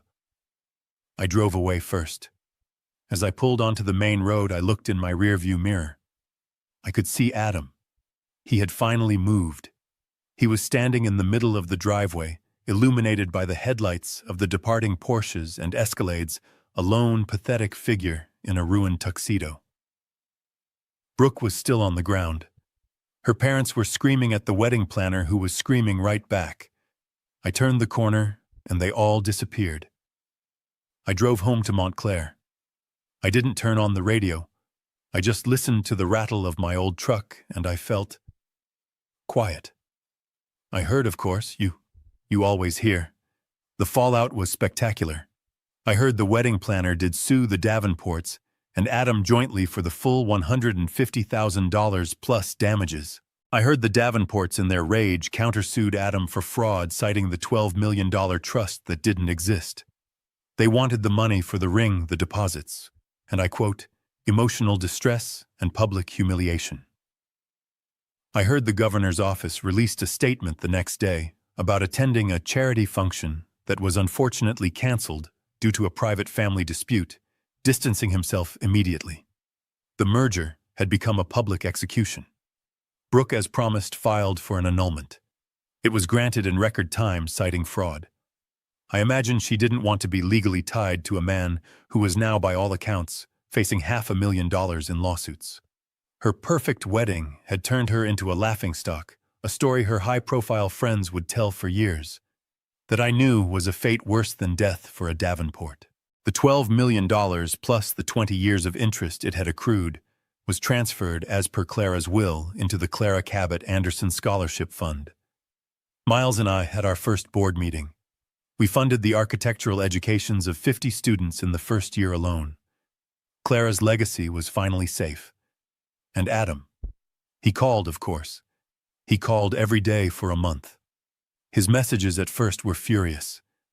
Then they became pleading. Then they were just silent, broken sobs into the voicemail begging me to pick up. I never did. I heard he declared bankruptcy. It was the only way out. He lost the lawsuit from the Davenports. He lost the lawsuit from the wedding planner. He lost the condo. He lost the BMW. Last I heard from a neighbor who saw him, Adam works at a Home Depot in the next county over. He works in the lumber department. He's paying off his court-ordered debts one minimum wage paycheck at a time. He lives in a small rented room above a garage. Sometimes he sends me letters, handwritten. They're full of "I'm sorry" and "she made me do it," and "please, I'm still your son." I read the first one. I don't read them anymore. I sold the house in Montclair. The memories were too thick, and the faucet, no matter how many times I fixed it, always seemed to start dripping again. I bought a small place up in the Hudson Valley, a stone cabin with 2 acres of land. It's quiet. It's mine. I have a new garden now. I sit on my porch and I watch the sun set over the trees. I'm 71 years old. I am by all definitions completely alone. I have no wife. I have no son. But for the first time in my entire life, I am completely, utterly, and finally at peace. Clara was right. She always was. She knew that true wealth wasn't the money she had. It was the character she tried to build. And if you didn't have character, you didn't deserve the money. My son thought he could ban me from his life and still send me the bill. He learned the hard way that I was the one holding the checkbook. And I had finally decided that his account was closed. This story is a powerful reminder that true wealth is not measured in dollars, but in character. It teaches us that greed, arrogance, and disrespect, especially towards family, carry a devastating price. Underestimating someone based on their simple lifestyle or perceived weakness is a profound mistake. True power lies not in what you can buy, but in the integrity you hold. Betraying loyalty for financial gain doesn't just cost you an inheritance. It costs you your dignity, your family, and ultimately, your self-respect. What do you think of the lesson Adam and Brooke learned? Let me know your thoughts in the comments below, and please like and subscribe for more stories like this.